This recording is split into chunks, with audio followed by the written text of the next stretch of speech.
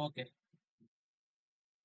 सो ସମସ୍ତଙ୍କୁ welcome first ଅଥର୍ବ complete education କୁ। ତ ଅଥର୍ବ ମାନେ ଜିଓଲୋଜି ଫିଲ୍ଡରେ ପାଖାପାଖି 3-4 ବର୍ଷ ଉପରେ ହେଲାଣି। ବହୁତ ହଁ ମୁଁ ଦେବି ଇଣ୍ଟ୍ରୋଡକ୍ସନ, ଜଗମୋହନ ଟିକେ ୱେଟ୍। 3-4 ବର୍ଷ ହେଲାଣି ବହୁତ ଅଧିକା ମାନେ କାମ କରିସାରିଲାଣି। ତମମାନେ ଅଲରେଡି ଜାଣିଥିବ ଅଥର୍ବ ବିଷୟରେ। ତମମାନେ ଅଥର୍ବର କୁଇଜ ଗ୍ରୁପ ରେ ଅଛ କି କେହି କ୍ଲାସ ରୁମ ରେ ଅଛ, ତ ତମମାନେ ଅଲରେଡି ଆସୋସିଏଟେଡ ଅଥର୍ବ ସହିତ।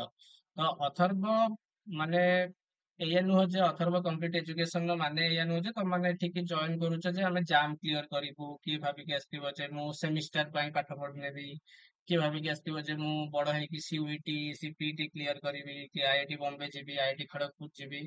କଥା ସେଇଟା ନାହିଁ। ତମମାନେ ଯଦି ଜିଓଲୋଜି ଫିଲ୍ଡ କୁ ପଶି ସାରିଛ ଅଲରେଡି, ତମମାନେ ବିଏସସି +3 ବିଏସସି ଫାର୍ଷ୍ଟ ଇୟରରେ ନିଜକୁ ଏନରୋଲ କରିସାରିଲଣି। ପାଖାପାଖି ଅଗଷ୍ଟ ଷ୍ଟାର୍ଟ ହେଇଗଲାଣି, ତ ତମମାନେ କ୍ଲାସ ରୁମ ବି ଜଏନ କରିସାରିବଣି। କଲେଜ କଲେଜରେ କ୍ଲାସ ଷ୍ଟାର୍ଟ ହେଇଯିବଣି। ତ ତମମାନେ ଯଦି ଆସି ସାରିଛ ଜିଓଲୋଜି ଫିଲ୍ଡ କୁ, ତ ଅଥର୍ବ ତମମାନଙ୍କୁ ଏତିକି ହେଲ୍ପ କରିବ ଯେ ତମମାନେ ଯଦି ମାନେ ଜାମ୍ ଯୋଉ ଜିନିଷଟା ତମେ ଶୁଣିଥିବ ଯେ ଜାମ୍ ଏବେ ଫାଷ୍ଟ ଫାଷ୍ଟ ଶୁଣି ଜାଣିଥିବ ଯେ ପିଲା ଆଇଆଇଟି ଯାଉଛନ୍ତି, ଜିଓଲୋଜି ପଢିକି ଆଇଆଇଟି ପାଇବା ବହୁତ ସହଜ ହୁଏ। ଆଇଆଇଟି ଯାହାର ଡ୍ରିମ୍ ଥିବ ସେମାନେ ଇଜିଲି ଯାଇପାରିବେ।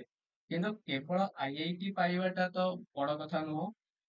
ତ ଅଥର୍ବ ତୁମକୁ ଏତିକି ଟ୍ରାଏ କରିବ, ତୁମ ମାନଙ୍କର କନସେପ୍ଟ ଏତେ ବଢିଆ ସେ କ୍ଲିୟର କରିବା ପାଇଁ ଟ୍ରାଏ କରିବେ ସବୁ ଫ୍ୟାକଲ୍ଟି। ଆଉ ସମସ୍ତେ ନିଜ ନିଜ ଫିଲ୍ଡରେ ସ୍ପେସିଆଲାଇଜ୍ଡ ଅଛନ୍ତି। ଓକେ, ଏମିତି କେହି ବି ନାହାନ୍ତି ଯେ କି ତୁମକୁ ଲାଗିବ କି ହଁ ମାନେ ମୁଁ ଗୋଟେ କ୍ଲାସ କରିକି ମତେ ବୋର ହେଇଗଲି, ମତେ କିଛି ଗେନ୍ ହେଲାନି। ତୁମେ ଯେକୌଣସି ବି କ୍ଲାସ କରିବ ତୁମମାନଙ୍କୁ ବହୁତ କିଛି ଫାଇଦା ମିଳିବ। ଆଉ ଏଇଆ ନୁହଁ ଯେ ତୁମକୁ ଗୋଟେ ରେଜଲ୍ଟ ସାଙ୍ଗେ ସାଙ୍ଗେ ମିଳିଯିବ ଯେ ମୁଁ ଆଜି ପଢିବା ଷ୍ଟାର୍ଟ କଲି ମତେ କାଲି ରେଜଲ୍ଟ ଦରକାର। ସେମିତି ତ ହବନି, କାରଣ ତୁମେ ଏବେ ଗୋଟେ ଲଙ୍ଗ ଜର୍ଣ୍ଣିରେ ଚାଲିବ। ଜିଓଲୋଜି ଫିଲ୍ଡରେ ଯଦି ଅଛ, ଜିଓଲୋଜି ଫିଲ୍ଡରେ ତମେ କ୍ୟାରିୟର କରିବାକୁ ଚାହୁଁଛ, ତ ତୁମକୁ ସବୁ ଜାଗାରେ କନସେପ୍ଟ ଦରକାର। ତୁମେ କେତେ ଜାଣିଛ ଜିନିଷଟାକୁ। ଏଣ୍ଡ ଅଫ ଦ ଡେ ସମସ୍ତଙ୍କ ଗୋଲ, କାହାର ଗୋଲ ଗୋଟେ ଭଲ ଚାକିରି କରିବା, କାହାର ଗୋଲ ଥିବ ମୁଁ ଗୋଟେ ପ୍ରଫେସର ହେବି, କାହାର ଗୋଲ ଥିବ ମୁଁ ଗୋଟେ ବଡ ଅଫିସର ହେବି ଜିଓଲୋଜି ଫିଲ୍ଡରେ ଯାଇକି, କିଏ ୟୁପିଏସସି କ୍ରାକ୍ କରିବାକୁ ଚାହୁଁଥିବ। ତ ସବୁ ଫିଲ୍ଡରେ ତମକୁ କନସେପ୍ଟ ଦରକାର, ନଲେଜ ଦରକାର। ତ ସେଥିପାଇଁ ଅଥର୍ବ କଣ ପ୍ରୋଭାଇଡ କରେ ନା ତୁମ ମାନଙ୍କୁ ଫାର୍ଷ୍ଟ ଇୟର ରୁ ହିଁ, ଯେମିତି ଏଇନା ତମର ଫାର୍ଷ୍ଟ ସେମିଷ୍ଟାର ଷ୍ଟାର୍ଟ ହଉଛି, ତ ଫାର୍ଷ୍ଟ ସେମିଷ୍ଟାର ରୁ ହିଁ ତୁମ ମାନଙ୍କୁ ସବୁ ସିଲାବସ ସବୁ କୋର୍ସ ପାଇଁ ଡିପଲି କନସେପ୍ଟ ପଢେଇକି ତମ ମାନଙ୍କୁ ଆମେ ଟ୍ରାଏ କରୁଛେ ତମମାନଙ୍କର କନସେପ୍ଟ କ୍ଲିୟର ହଉ। ଏକ୍ସାମ କ୍ୱାଲିଫାଇ କରିବା ଗୋଟେ ବଡ କଥା ନୁହଁ। ଏକ୍ସାମ କ୍ୱାଲିଫାଇ ତମମାନେ ଏମସିକ୍ୟୁ ଏକ୍ସାମ, ତମେ ଜାଣିଥିବ ଏମସିକ୍ୟୁ ଏକ୍ସାମ କ୍ୱାଲିଫାଇ କରିବା ମାନେ ଇଏ କେତେ ଡିଫିକଲ୍ଟ କି କେତେ ଇଜି ତମମାନେ ଅଲରେଡି ଜାଣିଛ। ଆରାମ ସେ କାହାର କାହାର ମାନେ ତୁମେ କିଛି ଦିନ ପାଠ ପଢିକି ବି ଗୋଟେ ଏକ୍ସାମ କ୍ୱାଲିଫାଇ କରି ନେଇପାରିବ।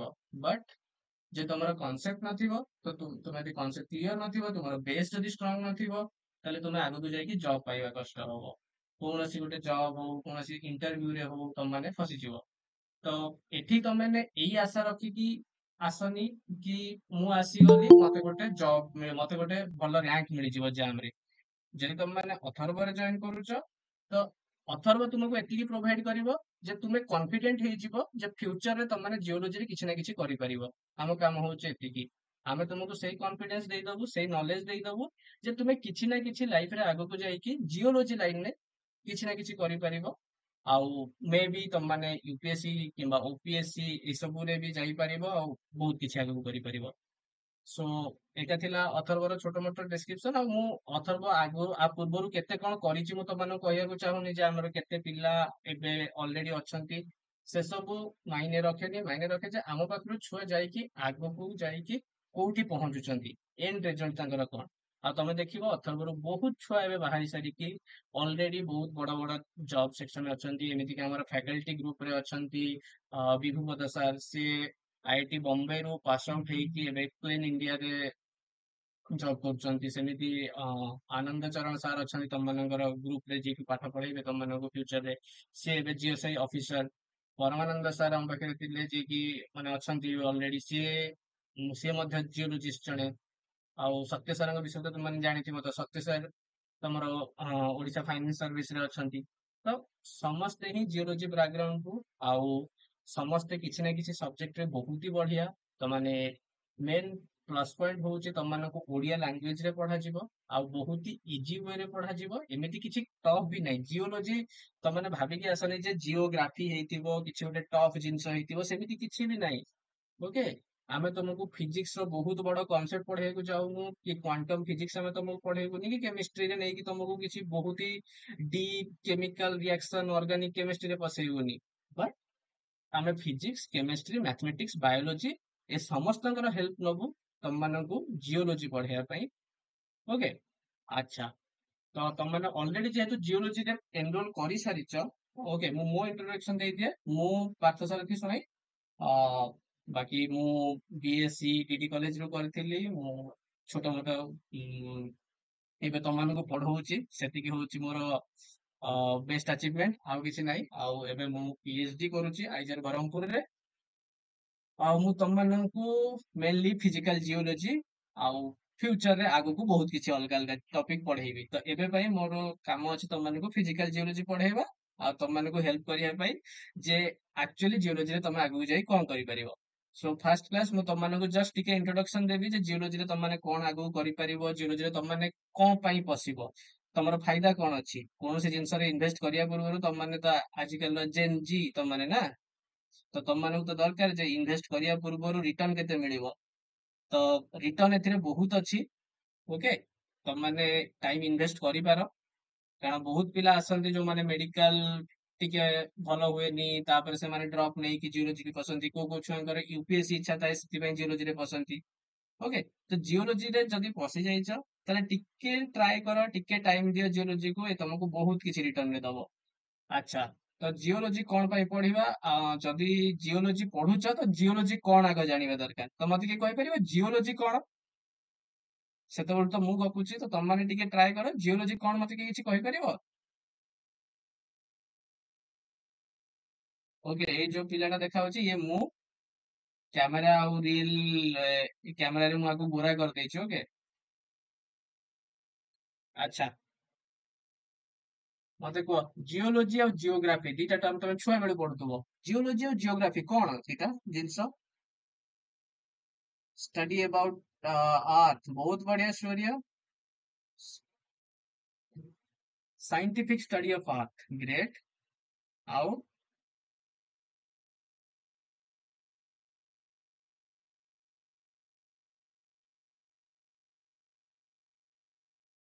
Study of earth on the surface, above the surface, below the surface, great। स्वयं प्रभा, एक्चुअली এটা ମୁଁ ତା ଭିତରେ ଜି ଅଛି ସ୍ୱୟଂ ପ୍ରଭା। ସ୍ୱୟଂ ପ୍ରଭା whatever ମୁଁ ଜାଣି ସ୍ଟडी ଅଫ ଆର୍ଥ। ତୁମ ନାଁର ସ୍ପେଲିଂ ଠିକ ଅଛି ତ? ଏଇଆ ହିଁ ତ ସ୍ୱୟଂ ପ୍ରଭା। ଆରେ ଋତୁରାଜ ଗାଇକवाड ଜଣେ କିଏ ଜଏନ କଲାଣି। ଆଚ୍ଛା ଠିକ ଅଛି। ତାହେଲେ ମୁଁ ସ୍ୱୟଂ ପ୍ରଭାରେ ହିଁ ଚାଲିବି। ସ୍ମୃତିର ନାଁରେ ଗୋଟେ ଏସ୍ ଏକ୍ସଟ୍ରା ଲାଗିଛି। ଓକେ। Study of earth. ତ ଜିଓଗ୍ରାଫି କିଛି ଅଲଗା କି? ଯଦି ଜିଓଲୋଜି ଷ୍ଟଡି ଅଫ ଆର୍ଥ ତାହେଲେ ଜିଓଗ୍ରାଫି କିଛି ଅଲଗା କି ପିଲେ?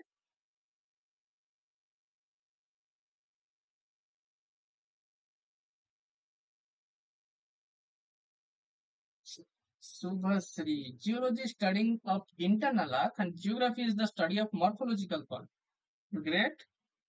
Okay. ଶୁଭଶ୍ରୀର ପୁରା ମାନେ ଆନ୍ସର ପରଫେକ୍ଟ ଅଛି। ବଟ୍ ମୁଁ ତାପରେ ଶୁଭଶ୍ରୀ ଟିକେ କ୍ରସ୍ କ୍ୱେଶ୍ଚିନ୍ ବି ପଚାରିବି। ଶୁଭଶ୍ରୀ ମର୍ଫୋଲୋଜି ମାନେ କଣ? ଜିଓଲୋଜି ଜିଓଗ୍ରାଫି ପାଖାପାଖି ସମାନ ଭାବରେ ଯାଉଛନ୍ତି। ମର୍ଫୋଲୋଜି ମାନେ କଣ? ତମେ ଯାହା କହିଛ ଠିକ କହିଛ। ଚିତ୍ରରେ ହିଁ ଆନ୍ସର ଅଛି। Land forms, great. ବହୁତ ବଢିଆ। ତ ଜିଓଲୋଜି ଆଉ ଜିଓଗ୍ରାଫି ଦିଟା ଯାକ ପାଖାପାଖି ସମାନ ଲାଗିଲେ ମଧ୍ୟ ଦି ଜଣ ଯାକ ଫିଲ୍ଡ ଅଲଗା। ତମମାନେ ଜାଣିଥିବ ଜିଓଗ୍ରାଫି ନର୍ମାଲି ତମମାନେ ଆର୍ଟସ ର ଗୋଟେ ସବଜେକ୍ଟ, ତମେ ଜାଣିଥିବ ଜିଓଗ୍ରାଫି। ତମମାନଙ୍କ କଲେଜରେ ରନ୍ ହଉଥିବ ଆର୍ଟସ ର ଗୋଟେ ସବଜେକ୍ଟ ହଉଛି ଜିଓଗ୍ରାଫି। ବଟ୍ ଜିଓଲୋଜି ସାଇନ୍ସ ରେ ପଢା ହଉଛି। ତ କଣ ଏମିତି ଅଛି, କଣ ଏମିତି ସାଇଣ୍ଟିଫିକ ତଡକା ଅଛି ଯୋଉଟା କି ଜିଓଲୋଜିରେ ଲାଗୁଛି ଯୋଉଟା ଜିଓଗ୍ରାଫିରେ ଲାଗୁନି? ଆକ୍ଚୁଆଲି ଜିଓଗ୍ରାଫି ତମମାନେ ଛୁଆ ବେଳୁ ପଢୁଛ, ଭୂଗୋଳ ହିଷ୍ଟ୍ରି। ଜିଓଗ୍ରାଫି ତମମାନେ ଅଲରେଡି ଇତିହାସ ଭୂଗୋଳ ତମମାନେ ପଢିଥିବ। ତ ଭୂଗୋଳରେ କଣ ପଢ ନା ତୁମେ ପଢ ଯେ ପାହାଡ କେମିତି ଅଛି, କୋଉ ଜାଗାରେ ପାହାଡ ଅଛି, ସେ ଜାଗାର ଆର୍ଥିକ ମତଲବ ଇକୋନୋମିକ ସିଚୁଏସନ ସେ ଜାଗାର କେମିତି ଅଛି। ଠିକ ଅଛି। ସେ ଜାଗାରେ କୋଉ ରିଭର ଫ୍ଲୋ କରୁଛି। ସୋ ଜିଓଗ୍ରାଫି ବେସିକାଲି ଡିପେଣ୍ଡସ କରେ, ରନ୍ ହୁଏ, ବେସିକାଲି ଫୋକସ କରେ କାହା ଉପରେ ନା ଆର୍ଥ ଉପରେ କଣ ଅଛି। କୋଉ ଭଳିଆ ଲ୍ୟାଣ୍ଡଫର୍ମ ଅଛି, ତା ଚାରି ପାଖରେ କେମିତିଆ ଲୋକ ବସିଛନ୍ତି, କୋଉ ଟାଇପ ର ଲୋକ ସେ ଜାଗାରେ ରହୁଛନ୍ତି, ସେମାନଙ୍କର ଇକୋନୋମିକ କଣ୍ଡିସନ କଣ ଅଛି, ସେମାନେ ଚାଷ କରୁଛନ୍ତି, ସେମାନେ ମାଛ ଧରୁଛନ୍ତି, ମାନେ ଏଇ ସବୁ ଜିନିଷ ଉପରେ ସରଫେସ ଉପରେ କଣ ଚାଲିଛି, ପଲିଟିକ୍ସ, ଜିଓ ପଲିଟିକ୍ସ ଉପରେ ମଧ୍ୟ ଜିଓଗ୍ରାଫିର ନଜର ଥାଏ। ତ ଜିଓଗ୍ରାଫି କମ୍ପ୍ଲିଟଲି ଡିପେଣ୍ଡ କରେ ଯେ ସରଫେସ ଉପରେ କଣ ହଉଛି, ବୁଝିହେଲା।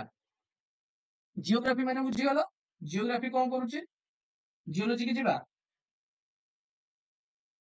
ଜିଓଗ୍ରାଫି ମାନେ ବୁଝିଗଲ ତ। ତ ଜିଓଗ୍ରାଫି ମାନେ କଣ ଜାଣିଲ, ଯେ ସରଫେସ ଉପରେ କଣ ହଉଛି ତା ଉପରେ ନଜର ଦଉଛି। ବଟ ଜିଓଲୋଜି ଆମ ସ୍ପେସିଆଲାଇଜେସନ, ଆମ ଫିଲ୍ଡ ଯୋଉଥିରେ ଆମେ ଏବେ ତିନି ତିନି ବର୍ଷ ତ ବହୁତ କମ କହୁଛି, ମେ ବି 5 ବର୍ଷ 6 ବର୍ଷ 8 ବର୍ଷ କେତେ ବର୍ଷ କାମ କରିବା ଗ୍ୟାରେଣ୍ଟି ନାହିଁ, ଆଫ୍ଟର ଜବ ତ ଲାଇଫ ଯେ ପର୍ଯ୍ୟନ୍ତ ରିଟାୟାରମେଣ୍ଟ ନ ହେଇଛି। ତ ଜିଓଲୋଜି, ଜିଓଲୋଜି କଣ ନା, ଜିଓଲୋଜି ହଉଛି ଏମିତିଆ ଗୋଟେ ବ୍ରାଞ୍ଚ, ଏମିତିଆ ଗୋଟେ ସବଜେକ୍ଟ ଯୋଉଟା କି ନିଜେ ତମେ କହିପାରିବନି ଯେ ଜିଓଲୋଜି ଗୋଟେ ଅଲଗା ସବଜେକ୍ଟ। ଯେମିତି ତମେ ମ୍ୟାଥମେଟିକ୍ସ, ତମେ ମାନେ କଣ ଭାବିବ, ମୁଁ ଯଦି ତମମାନଙ୍କୁ ମ୍ୟାଥମେଟିକ୍ସ କହିଲି ଯେ ମ୍ୟାଥମେଟିକ୍ସ ହଉଛି ଯୋଉଥିରେ କି ତମେ କାଲକୁଲେସନ କରିବ, ତ ମାନେ ଲେନ୍ଥ ବ୍ରେଥ କିଛି ମାନେ କାଲକୁଲେସନ ଉପରେ ତମର ମେନଲି କାମ ରହିବ କିମ୍ବା ମଡେଲ ବନେଇବା। ବଟ ଫିଜିକ୍ସ ଯଦି ମୁଁ ତମମାନଙ୍କୁ କହେ, ତମମାନଙ୍କ ମୁଣ୍ଡରେ ସାଙ୍ଗେ ସାଙ୍ଗେ ଫିଜିକ୍ସ ମାନେ ପଳେଇ ଆସିବ ଯେ ନ୍ୟୁଟନ୍ସ ଲ, ଗାଡି କେମିତି ମୁଭ କରୁଛି, କ୍ୱାଣ୍ଟମ ଫିଜିକ୍ସ ଆଜିକାଲି ପଳେଇ ଆସିଲାଣି। ତମମାନେ ମାର୍ଭଲ ୟୁନିଭର୍ସ ର ବହୁତ ବହୁତ ସାରା ତମମାନେ ହଲିଉଡ ର ମୁଭି ଦେଖୁଥିବ, ଆଇରନ ମ୍ୟାନ ହେଇଗଲା, ବାକି ତମ ମାନଙ୍କର କଣ ଆଣ୍ଟ ମ୍ୟାନ, ଯାହା ଯାହା ବି ସବୁ ଅଛନ୍ତି ମାର୍ଭଲ ୟୁନିଭର୍ସ କମ୍ପ୍ଲିଟଲି ଫିଜିକ୍ସ ଉପରେ ଚାଲିଛି। ବଟ ଯେତେବେଳେ ତମେ ଡକ୍ଟର ଷ୍ଟ୍ରେଞ୍ଜ, ତମେ କେମିଷ୍ଟ୍ରି କୁ ପଳେଇ ଆସିବ, କେମିଷ୍ଟ୍ରି କି ପଳେଇ ଆସିଲେ କଣ ହବ, ତମମାନଙ୍କ ମୁଣ୍ଡରେ ଆସିବ ଯେ ରିଆକ୍ସନ ଚାଲିଛି, ଇଏ ଚାଲିଛି ସିଏ ଚାଲିଛି। ବାୟୋଲୋଜି କି ପଳେଇ ଆସିବ, ତମମାନେ ଭାବିବ ଟ୍ରିଟମେଣ୍ଟ ହଉଛି। ବଟ ଜିଓଲୋଜିରେ କଣ ହଉଛି, ଜିଓଲୋଜି ଏମିତିଆ ଗୋଟେ ବ୍ରାଞ୍ଚ, ଏମିତିଆ ଗୋଟେ ସବଜେକ୍ଟ ଯିଏ କଣ କରେ ନା ଆର୍ଥ ଉପରକୁ ଷ୍ଟଡି କରେ। ବଟ କଣ ପାଇଁ ଆର୍ଥ ଉପରେ ଏସବୁ ଜିନିଷ ହେଇଛି ତାକୁ ସେ କୋରିଲେଟ କରେ ଇଣ୍ଟରନାଲ ଅଫ ଆର୍ଥ ସହିତ। ଆର୍ଥ ର ଭିତରେ କଣ ଅଛି, ଆର୍ଥ ର ଇଣ୍ଟରନାଲ ରେ କଣ ଅଛି, ଆମେ ସେଇ ସବୁ ଜିନିଷକୁ ଷ୍ଟଡି କରୁ ଜିଓଲୋଜିରେ। ଓକେ, ଖାଲି ଇଣ୍ଟରନାଲ କୁ ଷ୍ଟଡି କରିବା ତ ସହଜ କଥା ନୁହଁ। ଆଉ ଇଣ୍ଟରନାଲ କୁ ଷ୍ଟଡି କରିବା ପାଇଁ, ଆର୍ଥ ର ଇଣ୍ଟେରିୟର କୁ ଷ୍ଟଡି କରିବା ପାଇଁ, ଆର୍ଥ ରେ ହଉଥିବା ବିଭିନ୍ନ ପ୍ରକାର ପ୍ରୋସେସ କୁ ଷ୍ଟଡି କରିବା ପାଇଁ ଆମେ ହେଲ୍ପ ନଉ ସବୁ ସବଜେକ୍ଟ ର। କୌଣସି ସବଜେକ୍ଟ ଆମେ ଛାଡୁନା, ଆମେ ମ୍ୟାଥମେଟିକ୍ସ ସହିତ ଆରମ୍ଭ କରି ଫିଜିକ୍ସ, ଫିଜିକ୍ସ ର ଆମର ଗୋଟେ ସେପାରେଟ ବ୍ରାଞ୍ଚ ଅଛି ଯାହା ନାଁ ହଉଛି ଜିଓ ଫିଜିକ୍ସ। ଆମେ ସମସ୍ତଙ୍କର ହେଲ୍ପ ନଉ ଆମ ଷ୍ଟଡି ପାଇଁ। କେମିଷ୍ଟ୍ରି ଆମେ କାହାକୁ ୟୁଜ କରୁ ନା, ଜିଓ କେମିଷ୍ଟ୍ରି ଆମର ସ୍ପେସିଆଲାଇଜ୍ଡ ବ୍ରାଞ୍ଚ ଅଛି। ମ୍ୟାଥମେଟିକ୍ସ, ଜିଓ ଷ୍ଟାଟିଷ୍ଟିକ୍ସ ଆମର ଗୋଟେ ବ୍ରାଞ୍ଚ ଅଛି। ତା ସହିତ କେମିଷ୍ଟ୍ରି ଗଲା, ବାୟୋଲୋଜି ଆମେ କଣ କରୁ ନା, ବାୟୋଲୋଜି ପାଇଁ ଆମର ଗୋଟେ ବ୍ରାଞ୍ଚ ଅଛି ଜିଓ ବଟାନି। ଓକେ, ଆଚ୍ଛା ଜିଓ ଜୁଲୋଜି ବି ଅଛି। ତ ଏ ସବୁ ବ୍ରାଞ୍ଚ କୁ ଆମେ କଣ କରୁଛୁ, ନିଜ ସହିତ ଇଣ୍ଟରକଲେକ୍ଟ କରିଛୁ, ମାନେ ନିଜ ସହିତ ସେ ସବୁ ବ୍ରାଞ୍ଚ କୁ ଆମେ ୟୁଜ କରିକି ଗୋଟେ ସ୍ପେସିଆଲାଇଜ୍ଡ ବ୍ରାଞ୍ଚ କରିଛୁ ଯୋଉଟା କି କଣ କରେ ନା ଆର୍ଥ ବିଭିନ୍ନ ପ୍ରକାର ପ୍ରୋସେସ ଉପରେ ଷ୍ଟଡି କରେ। ଆର୍ଥ କେମିତି ବନିଲା, ସୋଲାର ସିଷ୍ଟମ କେମିତି ବନିଲା, ହଁ ତମ ମାନେ ବିଗ ବ୍ୟାଙ୍ଗ ଥିଓରି କେତେ କଥା ଆଗରୁ ଶୁଣିଥିବ ଯେ ସୂର୍ଯ୍ୟ ଚାରିପଟେ ନବଗ୍ରହ, 9ଟା ଗ୍ରହଣ, କଣ ଗ୍ରହ, 9 ପ୍ଲାନେଟ୍ସ ଘୁରୁଛନ୍ତି। ତାପରେ ପ୍ଲୁଟୋକୁ ବାହାର କରିଦିଆଗଲା। ପ୍ଲୁଟୋକୁ ଏତେ ବର୍ଷ ପରେ କାହିଁକି ବାହାର କରିଦିଆଗଲା, କିଛି ନା କିଛି ରିଜିନ ଥିବ। ସେ ରିଜିନ ଆଗରୁ କଣ ନଥିଲା, ଏବେ କଣ ପାଇଁ ଲୋକଙ୍କୁ ଜଣା ପଡିଲା। ଆଷ୍ଟ୍ରଏଡ କଣ, କଣ ପାଇଁ ଆମକୁ ଆକାଶରେ ତାରା ଦେଖାଯାଉଛି, ତାରା ଯଦି ଦେଖାଯାଉଛି ଆକାଶରେ, ଆକାଶରେ କିଛି ତାରା ମତେ ହଳଦିଆ ଦେଖାଯାଉଛନ୍ତି, କିଛି ତାରା ମତେ ବ୍ଲୁ ଦେଖାଯାଉଛନ୍ତି, କିଛି ତାରା ମତେ ରେଡ ଦେଖାଯାଉଛନ୍ତି, କଣ ପାଇଁ। ଜହ୍ନ, ହଁ ମତେ ଚନ୍ଦ୍ରମା ସବୁବେଳେ କାହିଁକି ଦେଖାଯାଉଛନ୍ତି, ମତେ ବେଳେ ବେଳେ ଦିନ ସମୟରେ ଦେଖାଯାଆନ୍ତି, ବେଳେ ବେଳେ ରାତି ସମୟରେ ଦେଖାଯାଆନ୍ତି, ବେଳେ ବେଳେ ହାଫ ମୁନ ଦେଖାଯାଏ, ବେଳେ ବେଳେ ଫୁଲ ମୁନ ଦେଖାଯାଏ, କଣ ପାଇଁ ଦେଖାଯାଉଛନ୍ତି। ହୁଁ, ମାର୍ସ, ଆମେ କଣ ପାଇଁ ଏତେ ଇଣ୍ଟରେଷ୍ଟେଡ ମାର୍ସ ଉପରେ, କଣ ପାଇଁ ମାର୍ସ କୁ ଆମେ ମାନେ ସାଟେଲାଇଟ ପଠଉଛୁ, କଣ ପାଇଁ ଆମେ ମାନେ ମୁନ କୁ ସାଟେଲାଇଟ ପଠଉଛୁ, କଣ ପାଇଁ ଆଜିକାଲି ଏଲନ ମସ୍କ ଭଳିଆ ଏତେ ବଡ ମାନେ କଣ ବିଲିନିୟର କାମ କରୁଛି ସ୍ପେସ ଉପରେ, ସ୍ପେସ ରେ ଏମିତି କଣ ରହିଯାଇଛି। ତ ଏ ସବୁ ଜିନିଷ ଷ୍ଟଡି କରିବା ପାଇଁ ତମମାନଙ୍କୁ ଦରକାର କଣ, ଜିଓଲୋଜି, ଆର୍ଥ ସାଇନ୍ସ। ତମମାନେ ଏଇନା ସମସ୍ତେ ବହୁତ ଦେଶଭକ୍ତ। ତ ତମମାନେ ଏବେ ଏଇଟା ଟିକେ ମୁଁ ତମମାନଙ୍କୁ ଜିଓଲୋଜି ଆଉ ଜିଓଗ୍ରାଫି ଉପରେ ଗୋଟେ ଦେଇଦେଇଛି କଣ ସ୍ଲାଇଡ ଟେ ଏଠି ଅଛି ଯୋଉଟା କି ତମ ମାନେ ଦେଖିପାରିବ ପରେ ଯେ କଣ କଣ ଡିଫରେନ୍ସ ତାଙ୍କ ଭିତରେ ବେସିକାଲି, କାରଣ ଏଇ ଡିଫରେନ୍ସ ତମମାନଙ୍କୁ ଏବେଠାରୁ ସବୁବେଳେ ସମସ୍ତଙ୍କୁ ବତେଇବାକୁ ପଡିବ। କେହି ନା କେହି ପଚାରିବେ କଣ କରୁଛୁ, ନା ଜିଓଲୋଜି ପଢୁଛି। ଜିଓଲୋଜି କଣ, ଜିଓଗ୍ରାଫି କଣ, ଦିଟାକ ଏକା ନା ଅଲଗା? କେହି କେହି ତମକୁ ପଚାରି ପାରନ୍ତି ଜିଓଲୋଜି ଆଉ ଜୁଲୋଜି ବିଷୟରେ। ଠିକ ଅଛି, ଜୁଲୋଜି କମ୍ପ୍ଲିଟଲି ଅଲଗା ବ୍ରାଞ୍ଚ ଯୋଉଟା କି ବାୟୋଲୋଜି ଉପରେ ଡିପେଣ୍ଡ କରେ, ହ୍ୟୁମାନ ଆନାଟୋମି। ଆଚ୍ଛା, ମୁଁ ଏବେ କୋଉଠି ଥିଲି? ହଁ, ତମମାନଙ୍କର ଚନ୍ଦ୍ରାୟଣ ବିଷୟରେ କହୁଥିଲି। ଚନ୍ଦ୍ରାୟଣ ଟୁ ଷ୍ଟୋରି କାହାକୁ ମନେ ଅଛି? ଚନ୍ଦ୍ରାୟଣ ଟୁ, ଚନ୍ଦ୍ରାୟଣ ଟୁ ହଉ ୱାନ୍ ହଉ ଏବେ ଯୋଉଟା ଲ୍ୟାଣ୍ଡ ହେଇଥିଲା ଏସବୁ କଣ? ଏସବୁ କଣ? ଚନ୍ଦ୍ରାୟଣ ଟା କଣ ଥିଲା, କାହାର ମନେ ଅଛି? ନା ସବୁ ଗୁଡାକ କଣ ତମମାନଙ୍କ ପ୍ଲସ ଟୁ ଏକ୍ସାମ ପାଇଁ ପ୍ରିପାରେସନ କରୁଥିଲ, ଟାଇମ ପାଇନ ଦେଖିବା ପାଇଁ ଚନ୍ଦ୍ରାୟଣ ବିଷୟରେ? ସ୍ୟାଟେଲାଇଟ, ସ୍ୟାଟେଲାଇଟ ଇଏ କଣ କରୁଥିଲେ ନା ଆମେ ଏଠୁ ସ୍ୟାଟେଲାଇଟ ପଠେଇଥିଲେ।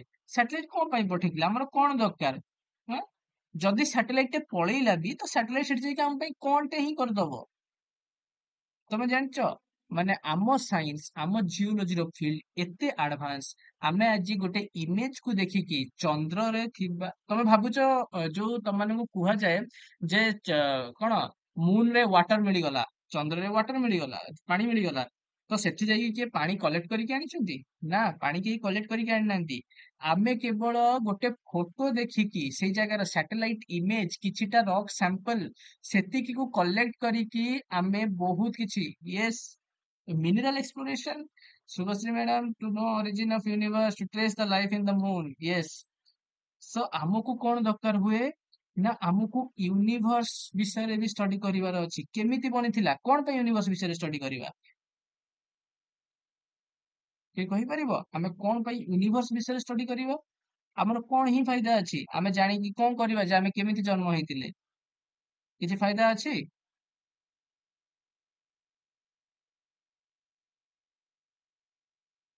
ତମମାନଙ୍କୁ ଫାଇଦା ଦରକାର କଣ, କୋଉଠି ଯଦି ଗୋଲ୍ଡ ମିଳିଲା ଆମକୁ ଫାଇଦା ମିଳିବ, ବଜାରରେ ବିକ୍ରି କରିବା ପଇସା ମିଳିବ, ଦେଶ ଆମର ଅର୍ଥନୀତି ଆମର ସୁଦୃଢ ହବ। ତ ଆମେ ଏତେ ପଇସା କଣ ପାଇଁ ଖର୍ଚ୍ଚ କରୁଛେ ଯେ ମୁନ କୁ ପଠଉଛେ, ଲାଇଫ କୁ ଖୋଜୁଛେ, ୱାଟର ଖୋଜୁଛେ, ଅରିଜିନ ଅଫ ୟୁନିଭର୍ସ କୁ ଷ୍ଟଡି କରିବାକୁ ଚେଷ୍ଟା କରୁଛେ, ଆମେ ଏତେ ପଇସା କଣ ପାଇଁ ଖର୍ଚ୍ଚ କରୁଛେ? କଣ ପାଇଁ?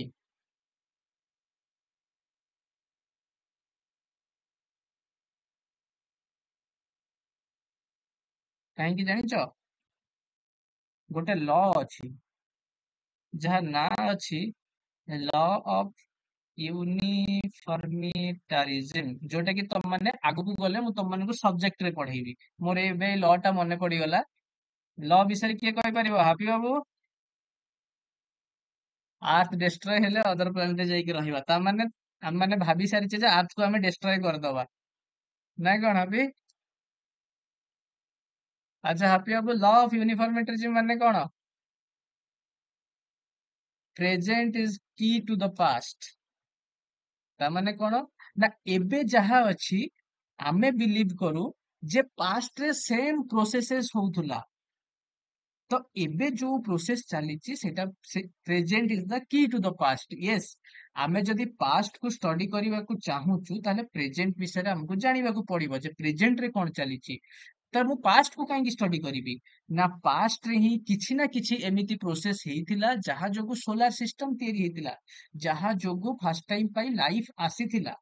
ତ ଯଦି ଆମେ ଜାଣିପାରିବା ଯେ ଫାଷ୍ଟ ଟାଇମ ପାଇଁ ଲାଇଫ କେମିତି ପୃଥିବୀ ଉପରକୁ ଆସିଥିଲା, କିମ୍ବା ଲାଇଫ ଆଉ କୋଉ ସୋଲାର ସିଷ୍ଟମ ରେ ଅଛି, ଆଉ କୋଉ ଜାଗାରେ ଅଛି, କେମିତି ଏ ୟୁନିଭର୍ସ ତିଆରି ହେଇଥିଲା, ଯଦି ଆମେ କେବେ ମଧ୍ୟ ଏମିତିଆ ଗୋଟେ ସିଚୁଏସନରେ ପହଞ୍ଚି ଗଲେ ଯୋଉଠି ଆମେ ଡେଷ୍ଟ୍ରୟ ହବା ପୋଜିସନରେ ପହଞ୍ଚି ଯାଇଥିବା, ଯଦି ଆମ ପାଖରେ ନଲେଜ ଥିବ ଯେ ଆମେ କେମିତି ତିଆରି ହେଇଥିଲେ, କମ ସେ କମ ଆମେ ସେ ଡେଷ୍ଟ୍ରକ୍ସନ ରୁ ବଞ୍ଚି ପାରିବା, ଆମେ ରେମିଡିଜ ଖୋଜି ପାରିବା।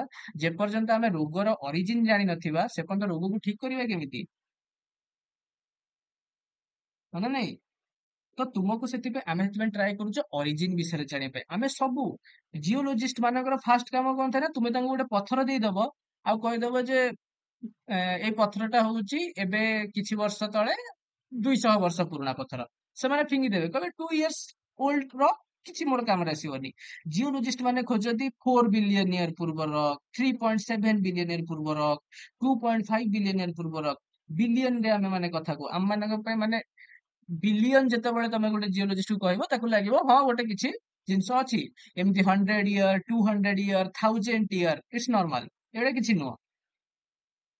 ଓକେ, ତ ଆମେ ମାନେ କଣ କରୁ ନା ପାଷ୍ଟ କୁ ବହୁତ ଅଧିକା ଷ୍ଟଡି କରୁ, ଆଉ ଷ୍ଟଡି କରିକି ଏଇଟା ଟ୍ରାଏ କରୁ ଯେ ଆମେ ପ୍ରେଜେଣ୍ଟ ସହିତ କୋରିଲେଟ କରିକି ଫ୍ୟୁଚର କୁ କେମିତି ଷ୍ଟଡି କରିପାରିବୁ। ତ ଆମର କାମ ଥାଏ ପ୍ରେଜେଣ୍ଟ କୁ ଦେଖିକି ପାଷ୍ଟ ବିଷୟରେ ଆଇଡିଆ ବାହାର କରୁ, ଆଉ ପାଷ୍ଟ ରୁ ଫ୍ୟୁଚର ରେ ଆମେ କେମିତି ଆକୁ ୟୁଟିଲାଇଜ କରିପାରିବୁ, କେମିତି ଆମେ ଆଗକୁ ବଢି ପାରିବୁ। ଯଦି ଗୋଟେ ଜାଗାରେ ସୁନାର ଡିପୋଜିଟ ଦେଖାଯାଉଛି, ଗୋଲ୍ଡ ଡିପୋଜିଟ ଦେଖାଯାଉଛି, ତାହେଲେ ସେ ଗୋଲ୍ଡ ଡିପୋଜିଟ ସେ ଜାଗାରେ କେମିତି ଆସିଲା, ଆଉ କୋଉ ଆଉ କୋଉ ଜାଗାରେ ସେଇଭଳିଆ ଗୋଲ୍ଡ ଡିପୋଜିଟ ଦେଖାଯାଇ ପାରିବ। ବୁଝିହଉଛି।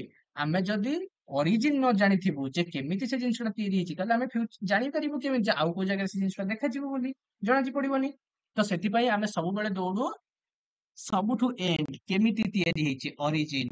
ତ ଏଇ ଅରିଜିନ ଅରିଜିନ ଅରିଜିନ କରି କରିକି ଆମେ ପହଞ୍ଚିଯିବା କୋଉଠିକି ନା ଅରିଜିନ ଅଫ ୟୁନିଭର୍ସ ରେ। ମୁଁ ଯେତେବେଳେ ତମମାନଙ୍କୁ କ୍ଲାସ ଷ୍ଟାର୍ଟ କରିବି, ନେକ୍ସଟ କ୍ଲାସ କିମ୍ବା ତା ପର କ୍ଲାସ ରୁ ମୁଁ ତମମାନଙ୍କୁ ଆରମ୍ଭ କରିବି ଫିଜିକାଲ ଜିଓଲୋଜି, ଯୋଉଟା କି ପ୍ଲାନେଟାରୀ ରୁ ମୁଁ ଆରମ୍ଭ କରିବି। ତ ଆମେ ପ୍ରଥମେ ଷ୍ଟାର୍ଟ କରିବା କୋଉଠୁ ନା ଗୋଟେ ସ୍ମଲ ପଏଣ୍ଟ ରୁ, ଯେତେବେଳେ କି ପୁରା ୱାର୍ଲଡ, ପୁରା ଗ୍ୟାଲେକ୍ସି, କଣ ପୁରା ୟୁନିଭର୍ସ ର ସମ୍ପୂର୍ଣ୍ଣ ସବୁ ମାସ ଗୋଟେ ପଏଣ୍ଟ ରେ ଥିଲା। ସେଇ ପଏଣ୍ଟ ରୁ ଆମେ କେମିତି ଏବେ ଆଜିର ଷ୍ଟେଜ ରେ ପହଞ୍ଚିଛନ୍ତି ସେ ବିଷୟରେ ଆମେ ଷ୍ଟଡି କରିବା।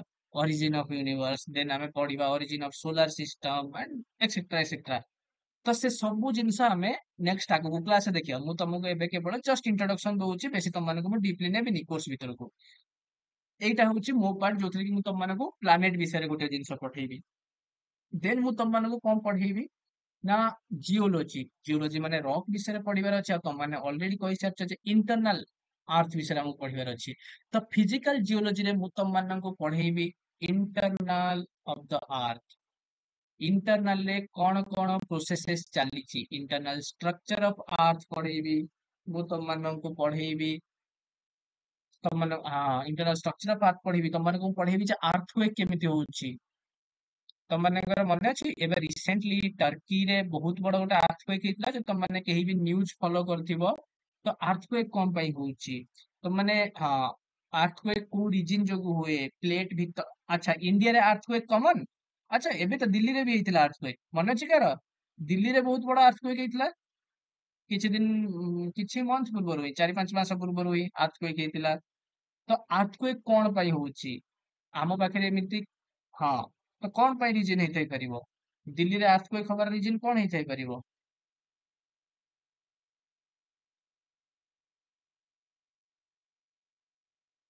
ଯଦି ଆର୍ଥକ୍ୱେକ ବିଷୟରେ ପ୍ରେଡିକ୍ସନ କରିବାର ଅଛି, ତ ଆର୍ଥ ବିଷୟରେ ଜାଣିବାକୁ ପଡିବ। ତ ସେଥିପାଇଁ ତମମାନଙ୍କୁ ଜିଓଲୋଜିଷ୍ଟ ଦରକାର।